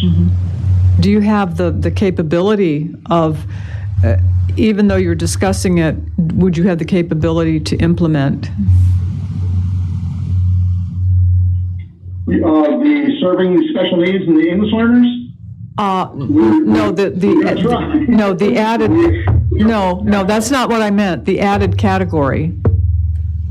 The added category, Madam Mayor, I don't have that answer right this moment. It's not an area we've gone down at this time. Okay. We'd have to design a criteria for identification. We'd have to figure out how you would be chosen to be in that particular category. So at this time, I really don't have that answer. Okay. I just wanted to run that up the flagpole. Thank you. Councilmember Machado, you have a question? Yes, first of all, Dr. Jackson, thank you for your presentation. It's hats off to all the planning that you all are doing for the Manassas Park City Schools. It's a very elaborated plan, and I know it's a draft version that you will have to present to Virginia Department of Education. My question is, what were the challenges that you experienced this spring in virtual learning? I'd say the biggest challenge was how you plan to overcome I believe, Ms. Machado, what you're asking is what our biggest challenges were in the spring and how we're planning to overcome them. I would say off the top of my head, the biggest challenges were the unpredictability of the situation and the fluidity. On March 9th, actually the week before that, I would say the Wednesday before, Monday the 9th, the instruction team got together and we were just looking at what was going along in the country, and we said, let's just build a just-in-case training plan. So we decided that on Monday the 9th, we were going to go into the buildings, starting all 4 buildings, and train people on what a short-term distance learning would look like in case we had to shut down, just so we could push something out.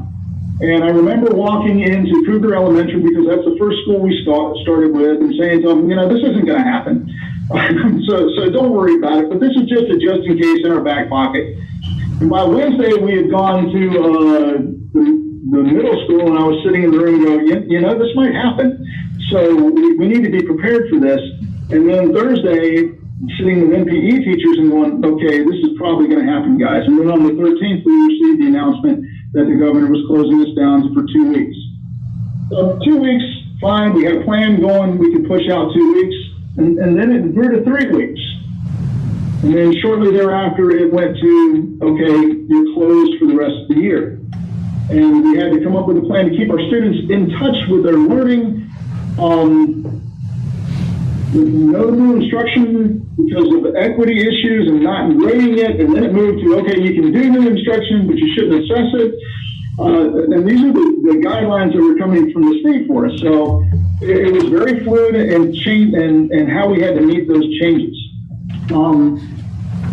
One of the biggest things that we look back on, and we have the devices, and they were designed at the elementary level to be used in the classroom, and then having to shift that to, okay, we need to actually have them at home now.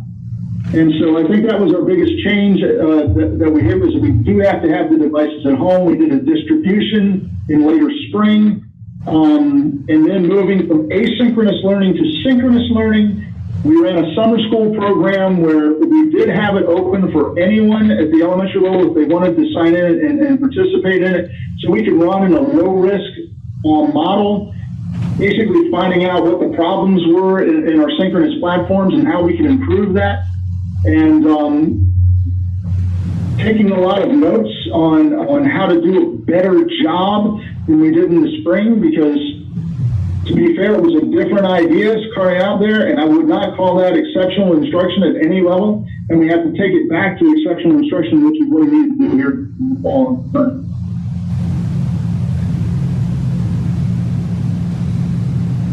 Do you have a follow-up, Councilmember Machado?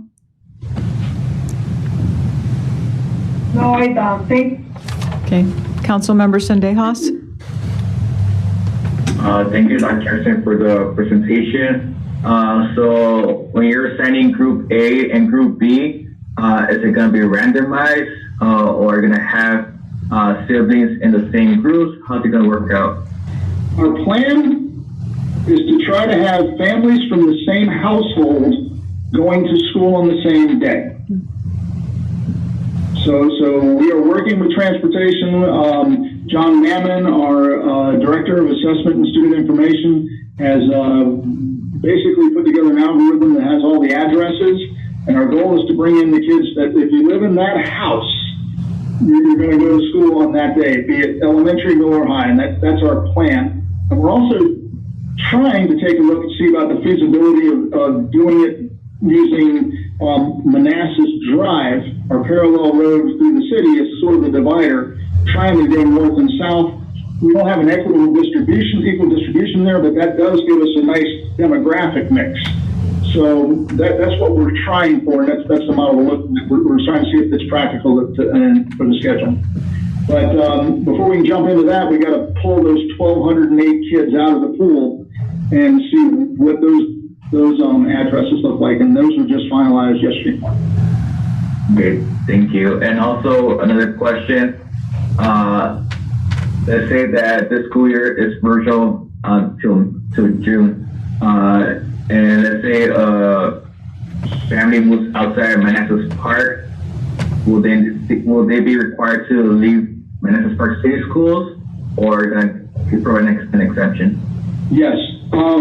Any student registration and attendance of school, those rules don't change. Even though we're not bringing you into the building, you're still treated as though you're one of our students. That touches back with one of the questions that came earlier. Students banned from the building if they're virtual. No, we're part of our student body. If have things that are going on in the building, I don't see a dance happening this year unless it's really, really far apart dancing. But you know, if something like that happened, that student will be welcome in the school. It's not a discipline issue. Those students are part of our population. But if they leave our district, then they would register in the new district they move into. Okay, thank you. You're welcome. Vice Mayor Banks? Hi, Jeff. Thanks for your presentation. I just want to follow up on the mayor's question, or her last question. You know, for those parents who are unable to have their kids be at home and virtually learn because they have to work, or regardless of the circumstance, they just can't do it.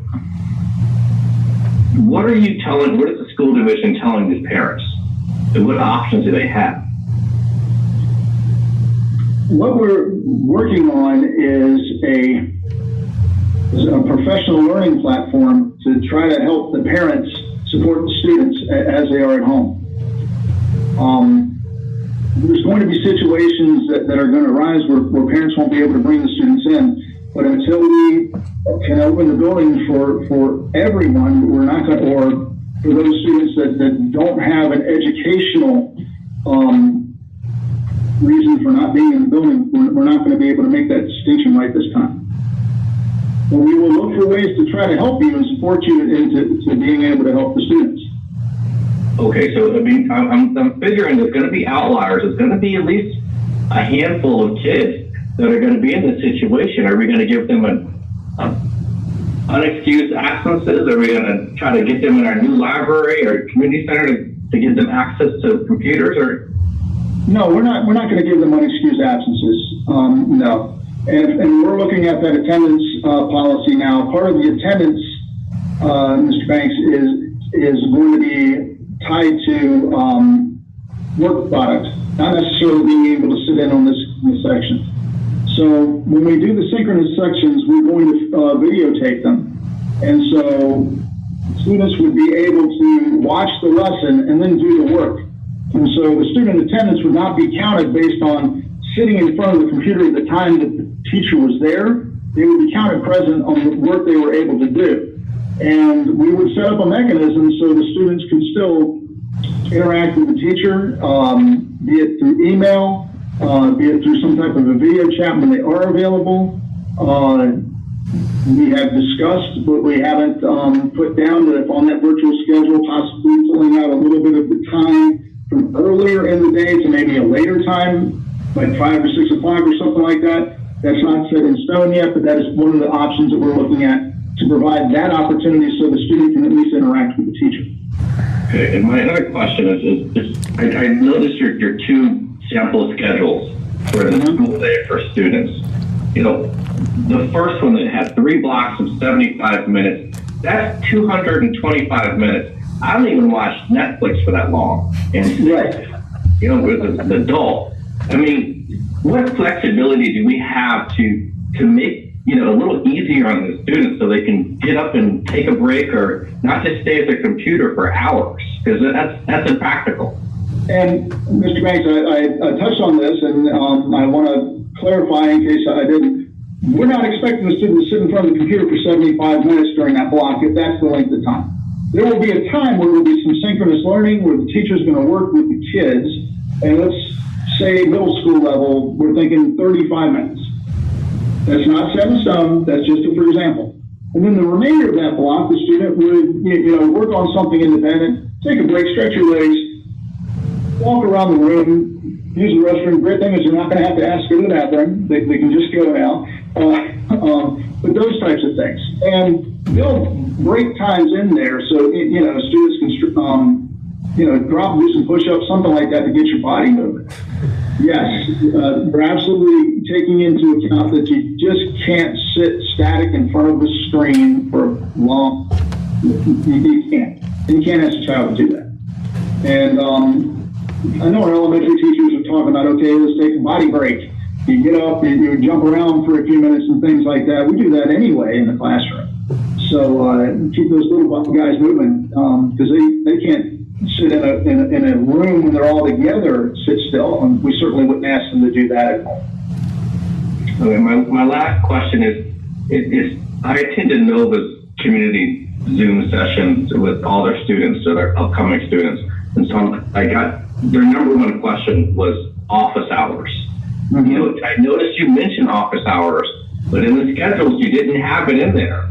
I mean, the kids need office hours, and especially since you're virtually learning, because they're going to have questions. They need that attention to explain the lessons that they're being covered. So, how much of office hours are going to be a role in each teacher's schedule? Office hours will be there. They'll be definitely clean on Mondays. Will be featured. The virtual calendar will include office hours, absolutely. And as we build the hybrid days, the hybrid schedules, we're going to have to modify the length of the student day because of the mitigation standards that are going to be necessary. And if any of you watched this last night, we're going to have to change from a 7.5 to a 6.25 hour day to be able to stagger our bus runs.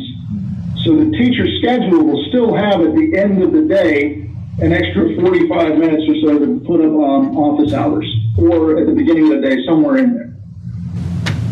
So those will be incorporated, and that's those were sample schedules for early in our process before we were certain as to how long it is. And the reason we moved to that 6.5 hour day is the only way we were able to do it and keep the length of the day where it was. Students would be coming home, at least one set of students. Especially when we get into the wintertime, it would probably be after dark. And in order to stretch everything out, as it is, the high school will still be starting at about 7:05 in the morning. The last school would have been exiting at 4:45. So we had to tighten that up a little bit and still order our cleaning time. So that would be enough time for those office hours. That's your limit. Well. Do you have a follow-up, Vice Mayor Banks? No? That's it. Thank you. Okay. Councilmember Shoemaker? Well, it was interesting, your comment there is during the all virtual learning, why can't all the schools start later? I know a lot of the districts have done that. Fairfax has done it. Why does school need to start at 7:05 in the morning if it's all virtual? There are different times. That would be for the hybrid, Mr. Shoemaker. If it was unclear there, it's because of the hybrid on the bus runs is why it would do that. There's two trains of thoughts on that one, and I hope I didn't interrupt you there. But one of them was parents have asked for consistency, and the other one is exactly what you said, why can't they all be the same? We're going to have to share staff if we're going to be serving these students. And so if we're in the all virtual model, we will most likely have to all be the same schedule during the virtual components, not during the hybrid side. So during the virtual, each school will be the exact same hours. Is that correct? We're thinking 8 to 3:30. Okay. Actually, that would be an improvement. That's good. That will be finalized next week. Right. So that's our thought. It's not final yet. Okay. I actually had another question about about AP classes in the first semester, and other high-level courses. Would students would shy away from signing up for those in the first semester because they might feel like they don't get enough instruction, given that they will be receiving less instruction than normal, and that they may try to delay them to second semester, where they might have a chance to have more in-person instruction? And that's an interesting thought from what a student perspective might be, Mr. Shoemaker. Some of our students do take that through Virtual Virginia. So I'm not saying all of it. We do have a lot of them that are offered in the school as well.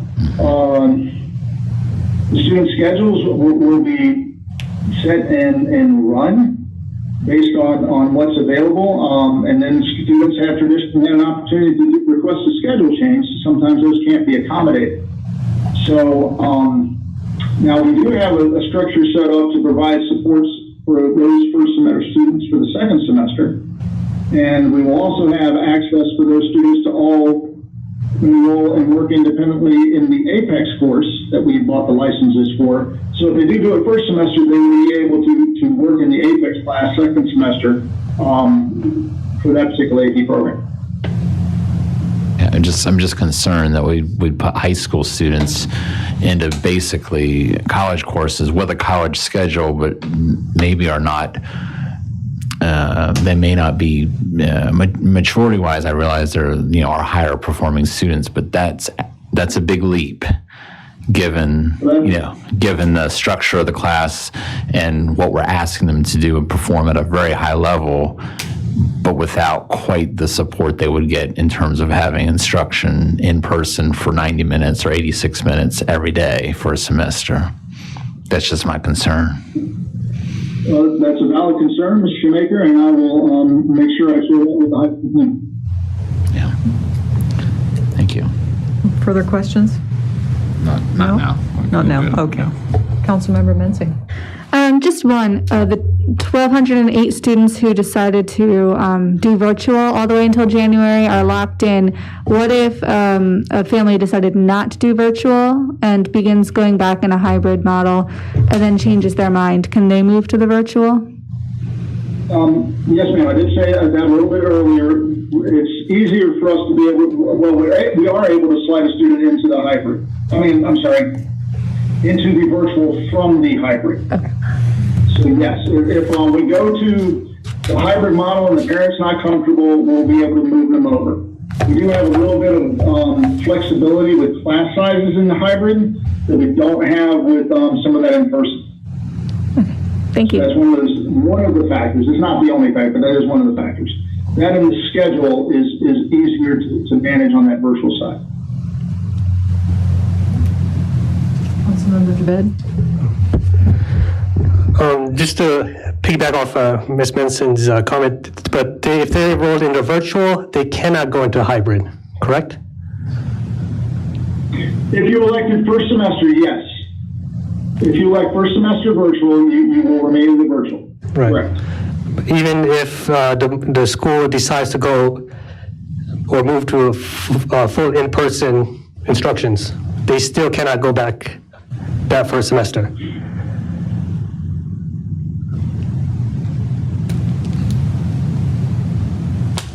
I'll be honest, I don't foresee full day instruction happening first semester. I'm not going to say it's not going to happen. When we go to full day instruction, that means all bets are off. The high school, it would certainly likely locked into the virtual, simply because of the class sizes and being able to move students into it. But the reason we set it up this way is because the semester gives us a clean break so we can move students into it. So yes, the intent was to keep the students in the virtual through the first semester if they made that selection. Okay, and then I don't know if it might be a different plan. I didn't see any plan for, I guess, counseling services for students. I mean, this is something new, and we're going to see, students being isolated from friends and from friends and schools for a long period of time. almost a year actually, from March to almost January. So if someone needs to reach out, is there mechanisms for them to reach out to a counselor, or is there a counselor that checks in? Yes, there is a mechanism. Our counselors were working with the students, particularly at the high school, on scheduling through a distance platform. They were setting up their team meetings and working with them through the fall. And those socio-emotional learning lessons, the SEL lessons, those will be, the guidance counselors will be heavily involved in developing those. Okay, and then to go back to, where I was talking to, I guess the virtual model first semester, and then I think this is on page 34, the frequently asked question on your learning plan. They said that if the virtual model participants in that school will not receive in-person services. So can you just elaborate what that means, in-person services? In-person services would be coming into class. If you elected the virtual model, you wouldn't be coming into the classroom to receive services, or those are the students that, special education students that have elected to stay home, so they would receive their special education services through virtual. Same thing for the English learners who would select it. So it's the student services that are there. They're not precluded from coming in to doing activities that are in the building. This was put in place so for parents wanted that safety option if they made that selection. I see. Okay. And then on your, I guess your instructional syllabus throughout the, I guess the school semester, you have group learning, correct? Now where students can interact with other students. Now, is that going to be outside of schools? Are they giving other students email access? How does that look? For group? I'm not quite following the question. Are you talking about that's in the plan, or is this? Yeah, it was in the, I guess, let me see, the sample schedule, the collaboration of weekly assignments done virtually, individual students can. Okay. All right. So in the Zoom platform, we're able to set up, the teacher can set up group collaboration. So the teacher controls it, the students wouldn't be doing that independently. I see. So that's one of the features of Zoom that made us want to go with that. Google Meets is supposed to get it, but it doesn't have it yet, and so we don't want to wait for them to do that. And we don't have that capacity in Microsoft Teams. No, that's great. I just was worried that students have access to other students' email or anything through. I was worried about cyberbullying and stuff like that. So if for these group, it will be monitored by one of the administrations, I guess. Those groups will be done collaboratively there. Now, students, if they're doing group projects independently and working together, they would have access to each other. Right. And I'd have to defer to Ms. Braswell on the breakdown on the emails and things like that. So. Okay. Fair enough. That's the side of the plan. Mm-hmm. And then my last question is there going to be like a orientation before September 8th by classrooms, I guess, reaching out to parents, kind of help, kind of giving them, I guess, what the first look will look like first semester? I know we're like 3 weeks away. The schools are working on those virtual orientations on what a classroom will look like. Yes. So through the Canvas course, we're looking at creating that video of how to navigate Canvas and what that Canvas course would look like and what the class is going to look like for the teachers. So yes. Okay, excellent. Okay. I have a follow-up on my previous question. When Vice Mayor Banks followed up on my question, did I hear you say that you would try to assist the parents who were more or less a hardship case and did not have that luxury of teleworking? What I said was I'm helping them in terms of ways to assist their children through the virtual model. Okay, as opposed to themselves. Learning. at the moment, we do not have any plan to provide another service for the parents. I can't speak to that right at this time, Mayor. I'm sorry. Okay, and there's no plan for that, or is there an intention to do it, or? Plan at this moment, no, ma'am. Okay, thank you. Also, I have one last question. One last question. Yeah, go ahead. Go ahead. Yeah, this was, sorry, Dr. Jackson, it was about the internet access for people or students that don't have it. I know that you guys handed out Chromebooks just recently to your population, but the ones that don't have the access to internet, you guys are proposing a limited hotspot. What do you mean by that?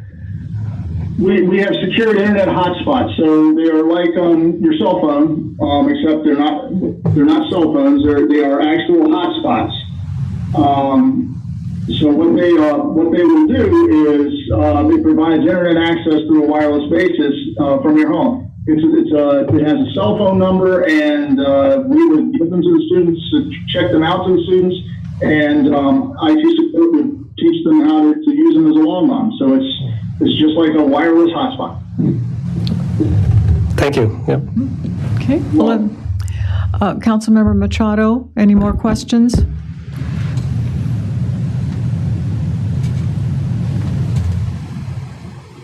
Councilmember Machado? Actually froze up. She appears to be frozen. Yeah.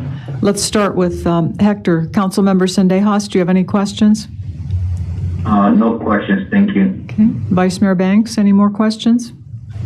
Hey, I've got one more question.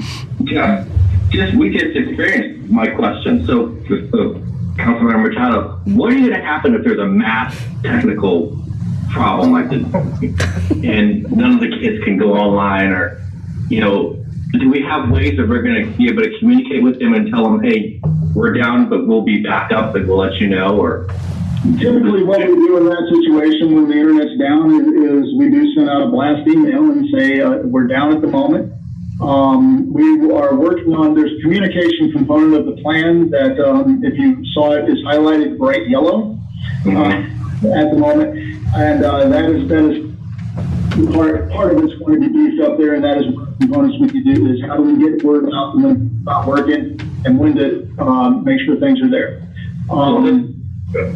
So that now, and also if you have the individual issue like we're having right now with Ms. Machado, what the teacher would likely do is send an email to the student, recommend that you reboot or something like that. This could be in the internet access in the home.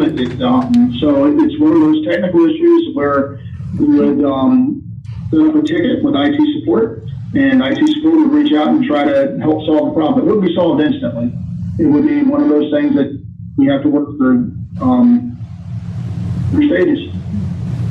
Okay, so because I can see instances where a classroom goes down and kid just takes the day off. I'm done.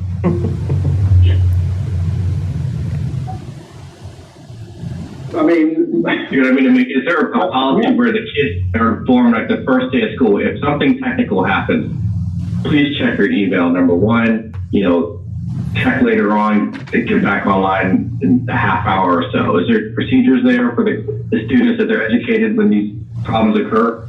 Those procedures are being developed. Attendance is one of them that you're talking about there. And as we build the FAQ document, that seems like a good FAQ to add to the FAQ document. And it will be building every day. So, and as we get a really good FAQ, we will put it into the plan. So the plan might be due to give to the state, but as we come up on September 8th, all these questions are going to come up just like you've asked that one. And I'm sure the people smarter than me on the IT team have already figured that one out and put it in there. It's just one that off the top of my head didn't pop in just that moment. So, okay. And my final question is about SOLs. Is the waiver going to continue through the fall, or? We are planning to give SOLs. Oh. The SOLs are in the spring, and it could be for the high school the fall, or we may have to punt those if we're not in session into the spring, or we may have to come up with a plan to rotate students through the building in a socially distanced fashion. to administer those SOLs. But plan is for SOLs to be administered. All right, thank you. And the state will give us guidance on what to do as we get closer to those dates. Preston? Okay. Councilmember Machado, you might want to try to, disconnect and then reconnect again. We'll go through the rest of the questioning. Are you there now? Yes, I'm here. Okay. Do you have a question? I have one question. What about the governor's school for this year? Is Ms. Braswell still there? Yes. She is our representative to the governor's school. It's all online. It's all virtual. Okay. Did you want to come to the microphone? The folks at home can hear. Governor's School this year is all virtual, so they will continue and they will proceed as planned, but it will be all virtual for students. Did that answer your question? Yeah, so I suppose that if they are doing a governor's school virtual, they will be allowed to continue doing virtual for the half of the day, for the rest of the day, or they can go to school and do virtual too? If it's hybrid? They will follow the governor's school model for the governor and hours for hours. They can select for in terms of, do you know how many students are attending governor's school? How many of the 10 students are spots at the attending? governor's school are At this point in filled? time, we have 6 students that will be attending. 6. Okay. Did you hear that, Miriam? It was 6. Oh. Uh-huh. Okay. Yes. So Thank you. do they coordinate then if they're going to do both at the same time? How does that work? Governor's School, they always do at the same, they're enrolled at George Mason University through the Governor's School in the morning, and then they return to their base schools in the afternoon. Okay, So that is how it is. It's just instead of in person in both environments, they'll be virtual, or they could, be hybrid when we go hybrid. Okay. Okay. Thank you. Councilmember, Miriam, do you have a follow-up? No, thank you. Okay, thank you. I actually, I had another, it's actually not a question. I was just going to say, since I had you here, congratulations on your graduation. Thank you for inviting us. And I know that we did more than a lot of the other neighboring school divisions and schools. My best friend actually works at a high school in Prince William, and they mailed them. I think they mailed them the diplomas. They didn't, or they do the car and they just handed it to them. They didn't do any graduation-ish activities. So I just wanted to say that you guys did a really nice job. Thank you for inviting us for the partial part of the program. So. Question? Well, thank you, sir. And I'll let Dr. McDade at the end respond to that. No question? Donald? I don't think. Oh, well, Okay. Are you guys going to do final exams in January? Kind of the follow-up to Preston's question. Are you going to do final exam in person or final exam virtual for the first semester? We will use our assessment platform if we stay virtual. So we are working with our vendor, and those assessments happen a couple of different ways. Some of them are actually a performance task, so the student is generating a product, so those will be uploaded products anyway. So it's not so much on an exam platform. But we do have an exam platform called Performance Matters, and we're working with that vendor to have ways to activate that at the home site. Okay. The key to that is try to build it so there's open-ended questions that the students, even if they have materials available, they still have to formulate their answers that show thought and structure. Okay. Thank you. Okay. Councilmember Mensing? Councilmember Javed, any further questions? Not for me, Jackson, but I do have a lunch-related question.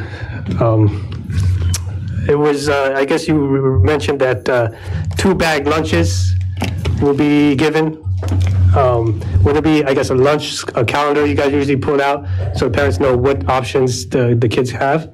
And is one of the options a vegetarian option? Yes. Okay. Excellent. And I think that it concludes my questions. Yep. Okay.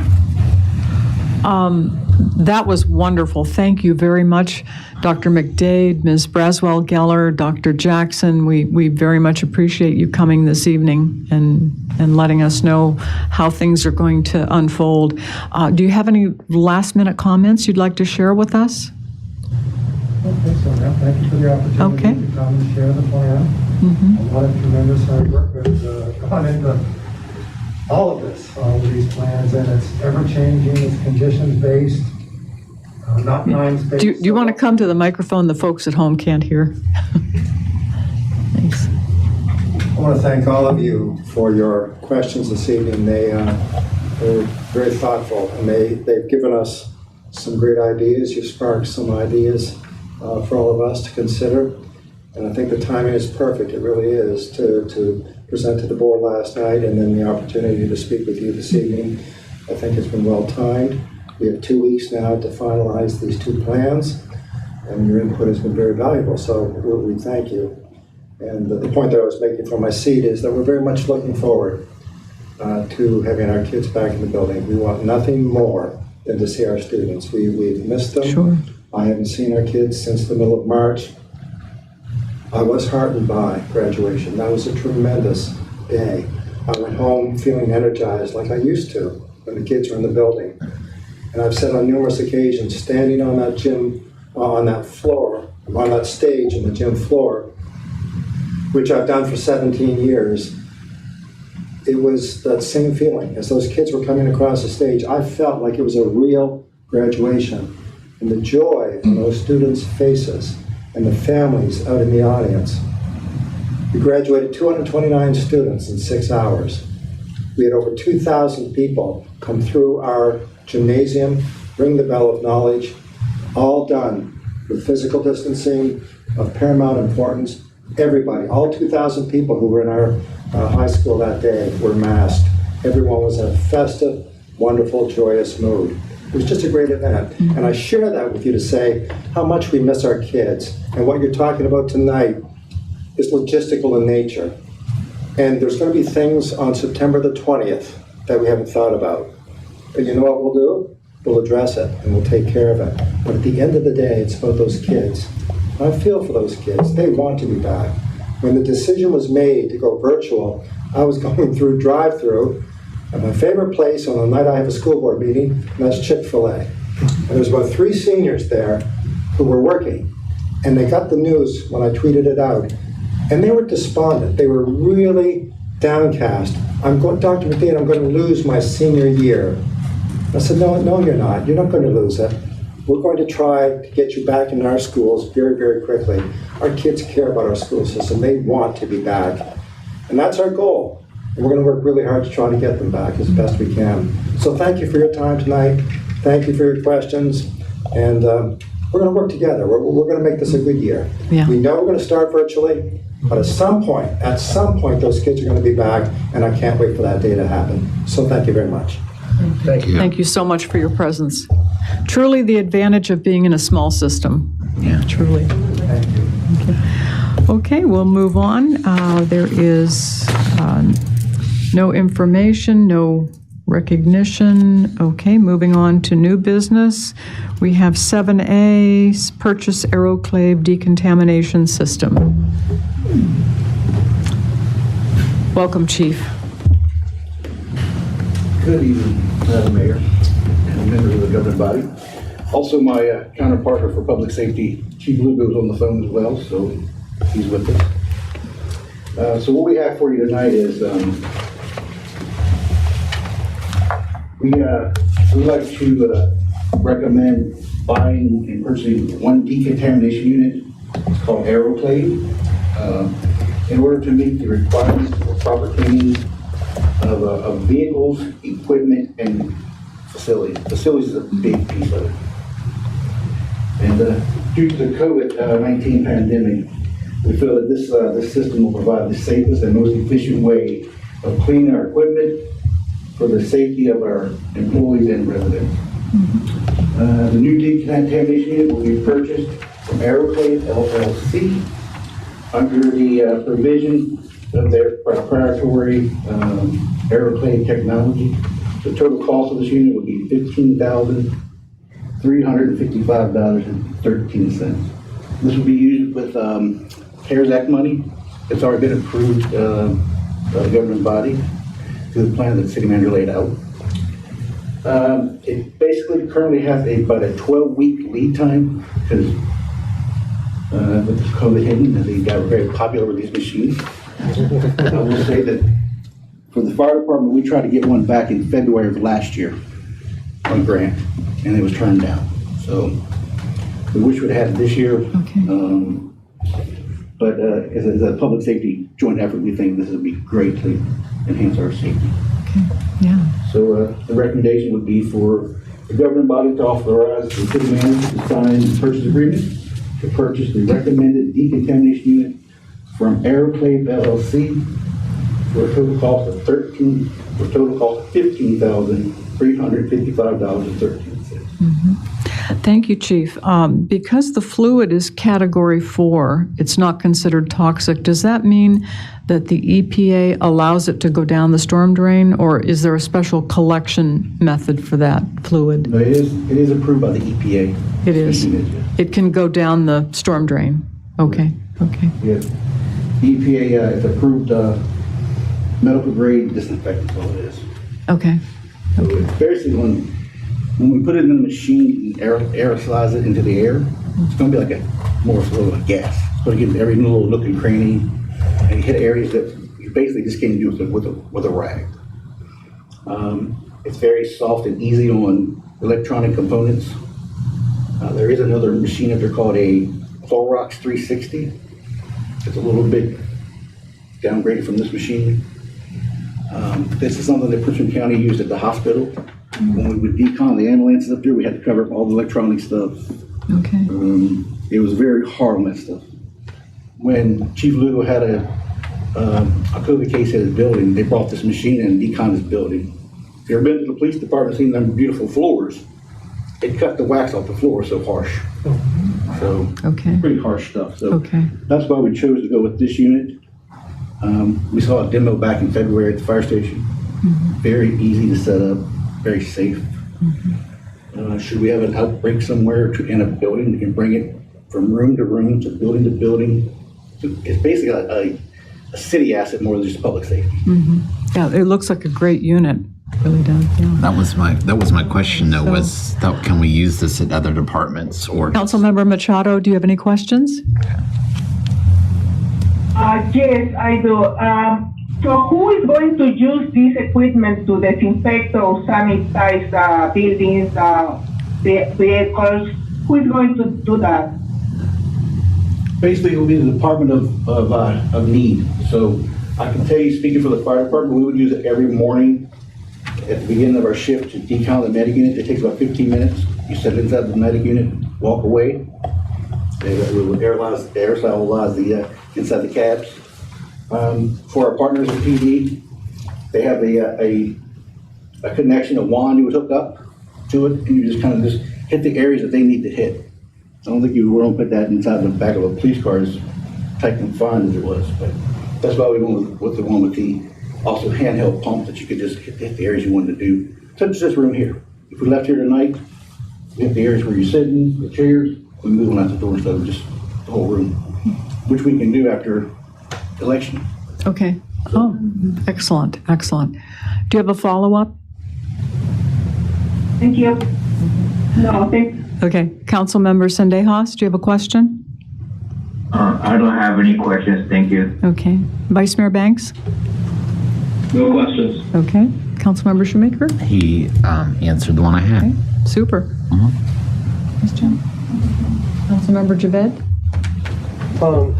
So yeah, I got one question about the replenishing the solution. So what, I guess this 1 gallon, how fast can it be used and how often you could be ordering the solution, I guess? So with this machine here, I honestly couldn't tell you how fast the solution was to do here. Yeah. I can tell you that through the fire department, we've been buying this, a solution for 3 years now. Oh, you have been? Yeah, we've had a solution, and we've been using it for rags and. Okay, so you just need the air sprayer, I guess, for this, okay. I know that that's for us, the spray bottles. Right. It's been lasting quite a while. I mean, I would say a good month for just one spray bottle. Yeah. It's pretty potent stuff, and it cleans up. You can tell that you've been cleaning with it. Okay. Okay, thank you. Okay, staff recommendation is that the governing body authorize the city manager to sign the purchase agreement to purchase the recommended decontamination equipment from Aeroclave LLC for a total cost of $15,355.13. So moved. Second. All in favor? Aye. Aye. Did everyone? Aye. Okay, thank you. All opposed, abstained, motion carries. Thank you, Chief. Yeah. Okay, next, 7B is CARES Act funding. Good evening, members of the governing body. This is a pretty simple agenda item. This is just to get your approval to officially accept the remaining $1.5 million, bringing up the total CARES Act money received for the city to $3,049,776 if you approve tonight, and then to direct me to go ahead and fill out that survey that's required. That's the only difference from what we did in June when we accepted the first round to this round, is they're actually asking us to fill out a survey. So I'll go ahead and do that once you all approve with the help of the finance department. I'm not sure what kind of questions they're going to be asking, but we'll fill out that survey. And then if approved, then we'll have to evaluate our budget and see, bring back a budget to you, a CARES Act budget, and then incorporate that once that's approved in the FY21 budget amendment. And so far, year to date, we spent roughly 35% of the first round, around 18% of, so 36% of the first round, around 18% of the total if this money is accepted. So we're starting out kind of slowly because we haven't issued a check yet for the business grant. That's a big program. Those checks should actually start going out hopefully by the end of this week, if not early next week. It's being processed right now through the treasurer and commissioner, and then finally to the finance department where it should get processed. So that's a big chunk of about $500,000. We haven't got a lot of applicants as we would hope. Our fire department is going out to hand out masks that we received to our businesses, and also displaying, I think they're more trusted by the public than someone showing up in a suit. So I think hopefully that will give some greater confidence to our businesses to apply. But if we don't, then maybe come back with some different ideas for what to do with this additional money, whether it's a meals tax rebate or something else to help out our businesses, to give them that immediate need as well. And but I'll come back with a budget if you all approve officially accepting this money. Mm-hmm. Spending plan. Okay. Councilmember Machado, do you have any questions? I only have a comment. I know that, for example, for the health, the assistance the Department of Social Services is providing, you have the two videos in Spanish and in English, but you still don't have that many applicants. Are there other ways to promote this assistance for people that have problems paying rent, mortgage due to COVID? I mean, we'll probably boost the post as well, so we'll actually spend some money on boosting the post. Hopefully that will get the message out there. We could consider handing out flyers at our masses at the community center as well.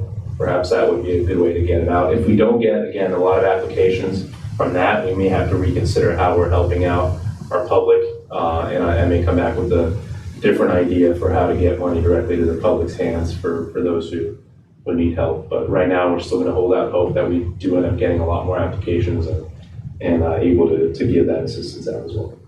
So everything really, September 30th is going to be an important deadline.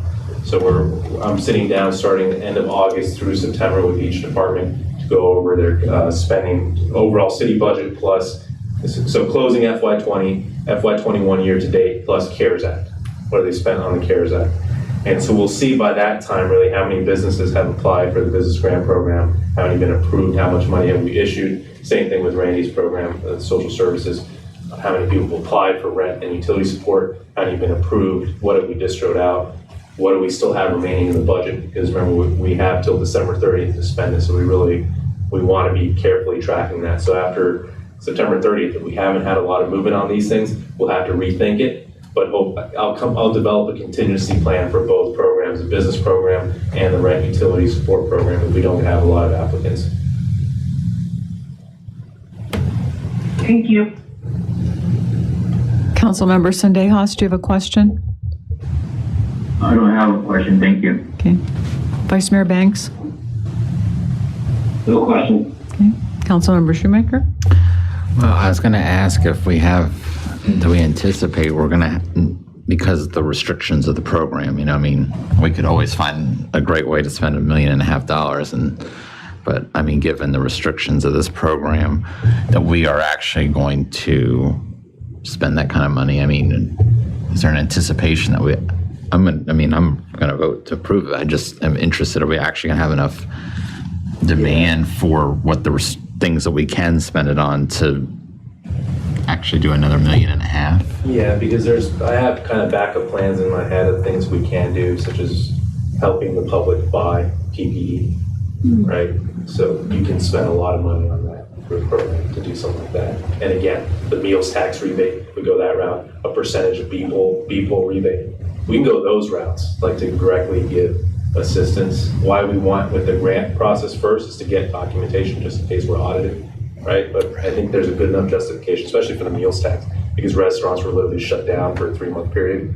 To provide them that direct support, I think is pretty well justified. And then all businesses have really seen an impact from this. So a percentage, maybe like a 20% people rebate or something like that, the money will be spent. So we'll be putting the money back in the business hands, and then we'll find a way to get money into our public's, so all of our residents' hands, to help them buy PPE. Right? Take that burden off of the public, or at least to help health results.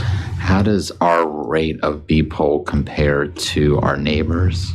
The actual tax rate? I would have to go and do a comparison of what it says. Because it's not the same everywhere, right? I'm pretty sure. I think the state sets a cap, but I don't know if each jurisdiction just sets theirs to the cap or not. I'll have to go back and look at that. Good. Yeah. More questions? No. But if you're thinking about doing a rate reduction, I would argue against that, because we can't cover revenue right now. It's easier to send a check to businesses, and the amount is determined by the amount of taxes they Right now, I wasn't thinking about a rate reduction. I was just trying to figure out where we were kind of compared to our next door neighbors, let's say. Yeah. The other interesting thing, so Jeanette and I were on a call this week with a congressman who let us know that the bills that are being discussed between the Senate and the House right now, even the Senate version, the Republican version, lifts kind of the restrictions on COVID-19 or on CARES Act funding, so we may be able to use it for actual revenue losses as well, if something gets approved. That's still a big if. Did you also get the impression that they felt that the previous method was too restrictive? Yeah, absolutely. Yeah. Yep. Okay. So we may be able to use this. So that's another thing. That's why it's September 30th is key. Hopefully there will be some kind of resolution at the federal government level on You're so funny, Laszlo. Just a joke. He's a jokester. So we should have an idea by that time if something's going to pass, or if it does pass, what does that entail? And then we'll be able to adjust quickly, because certainly we can use a chunk of this to help out with the revenue losses that we've had as well. Okay. I thought we can. No, right now we can't. Oh, yeah. But if a bill passes, then it's more than likely that they're going to lift that restriction from CARES Act money, so that we will be able to use that forward. But that's why we want to keep pushing the business grant program right now, the rent and utility support, keep tracking everything we have, develop some contingencies in case those things don't work out, and we also can't use it for revenue reductions, or develop a plan for how much do we want to use for revenue, for the revenue impacts we've had, and then how much do we want to do some of these other kind of backup plans. Question 2, we have to have the money spent by December 30th, yes. Right? Because I just read in today's Washington Post that Voice and some other nonprofits are trying to get the Northam administration and the governor specifically to issue another executive order to delay evictions. And apparently Prince William is not processing any evictions until after Labor Day, and then they're going to reassess.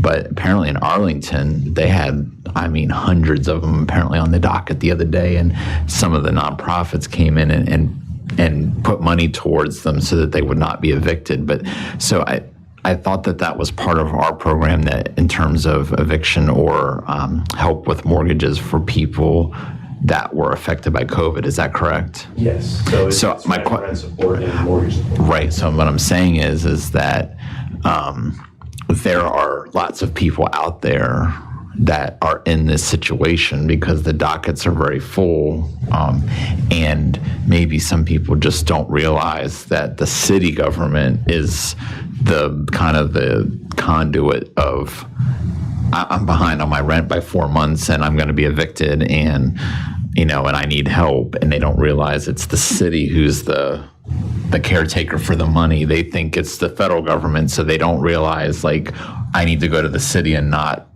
the feds or something like that. Could something be put into the water bill, information in the water bill? Yeah.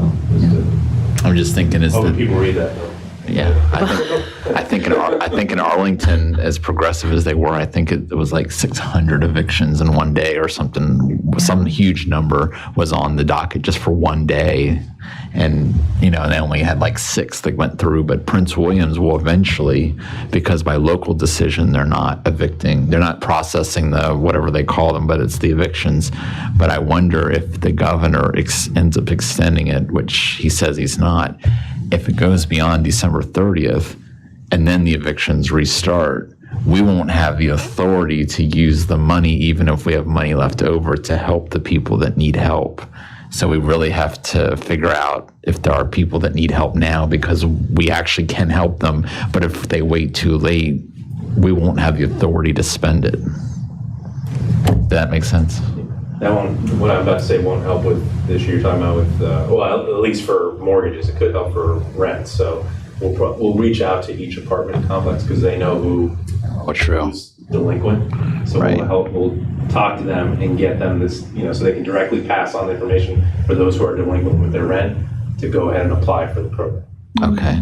So they would have to be delinquent though for a COVID-related reason. Oh, exactly. It couldn't be that they were having difficulties before COVID-19. It was directly because of COVID-19 created this hardship.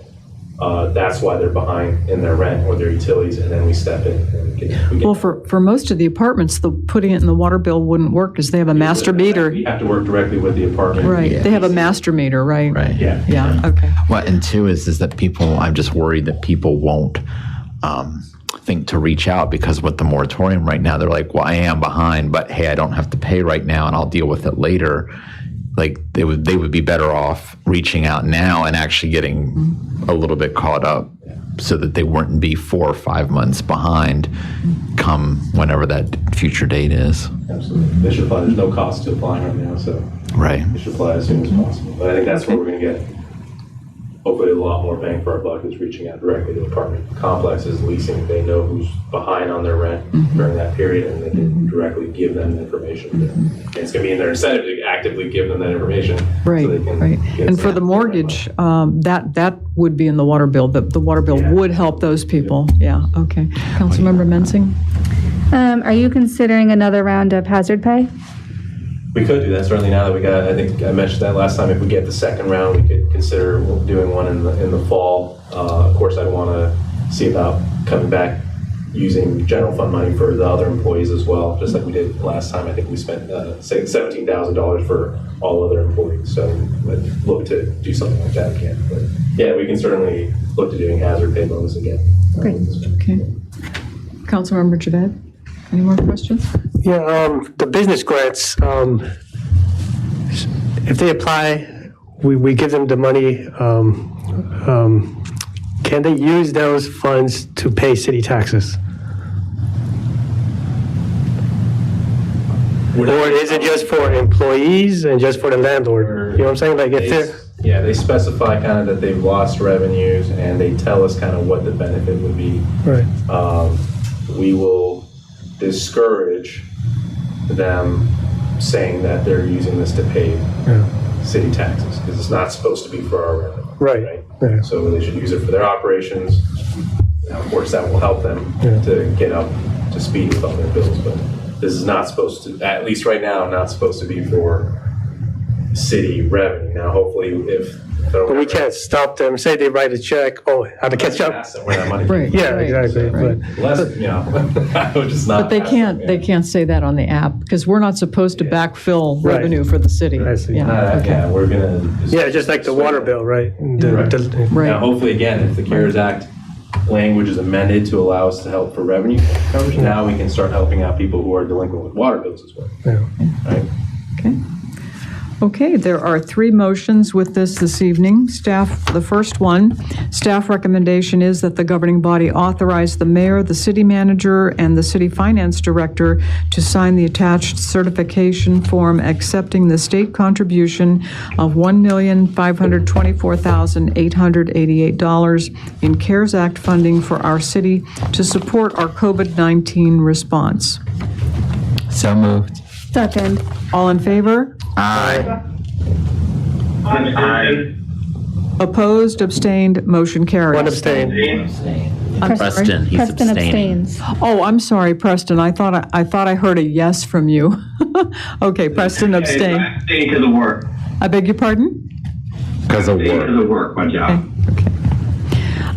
Second recommendation, that the governing body direct the city manager to complete the CARES Act survey. So moved. Second. All in favor? Aye. Opposed? Aye.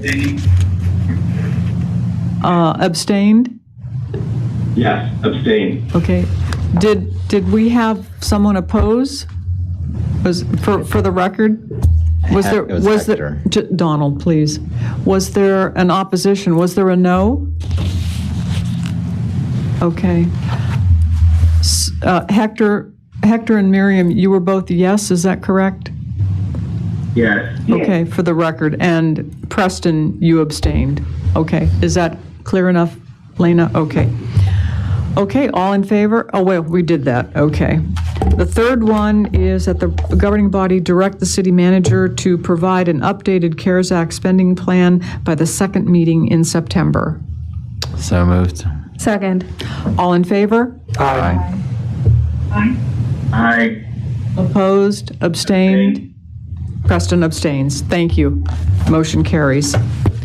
Okay, moving on to 7C, which is removal of encumbrances from Lot 4-2, and Dean is up. Good evening. I'll try to make this quick. So as you are aware, we now own the Leatherberry tract, or if you weren't aware, we acquired that on Friday, and then the boundary line adjustment deed and plat was recorded yesterday, which readjusted all the lines to create the BRE lot, Lot 4-2, which is going to be conveyed to the Norton Scott entity, and then also a couple of additional parcels. As part of the preparation for the closing on Lot 4-2, however, there's some additional encumbrances on the property, which are no longer needed. One of which is another declaration that was placed on that property and that property alone, or at least the previous Bays tract has been expanded a little bit with the boundary line adjustment, but the Bays tract had a declaration of protective covenants and restrictions placed on it that basically said, the best I can figure is do what the I-1 zoning district tells you to do when it comes to shielding trash cans or dumpsters. So as long as this property is City Hall. Well, obviously that's not necessary. One of them then is a declaration terminating that declaration. The other thing is the old CDA that we had encumbered all the properties in what was called the CDA district. Now, really, it only applied to the stuff across the street where we ended up building the Park Center project. But the City Hall property, Lot 1B, the Bays tract, they were also included in the original CDA district. Now, they never had to pay taxes or anything because the ordinance creating it said that it was only non-public entities that paid the the fees or the taxes. So anyway, we need to now remove that, and the ordinance does that. So I'm asking you to approve both the declaration and the ordinance, and that should remove all the encumbrances on Lot 42, so we can go to closing hopefully on Friday.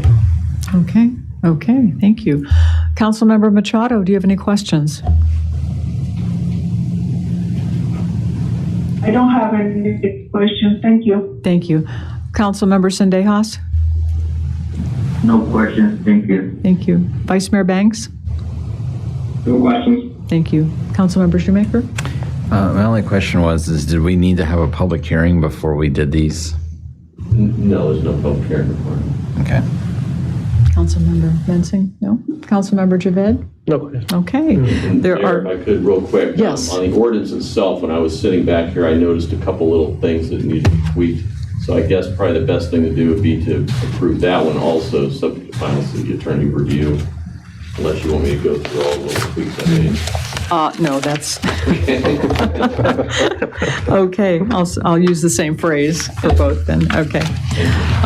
The first one is that staff recommendation is that the governing body approve and authorize the mayor to sign the declaration terminating protective covenants and restrictions as presented, subject to final review by city attorney. So moved. Second. All in favor? Aye. Aye. Opposed, abstained, motion carries.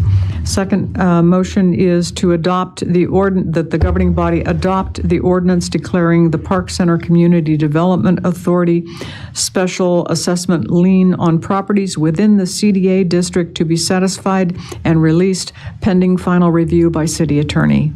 So moved. Second. All in favor? Aye. Aye. Opposed, abstained, motion carries. Okay, thank you. Thank you, Dean. Okay, we have no closed session. Okay, do we have a motion to adjourn? Oh, wait, I'm sorry. Do you have a report? No, it's not on the agenda. Okay, didn't mean to forget about you. Okay, do we have a motion to adjourn? So moved. Second. All in favor? Aye. Opposed?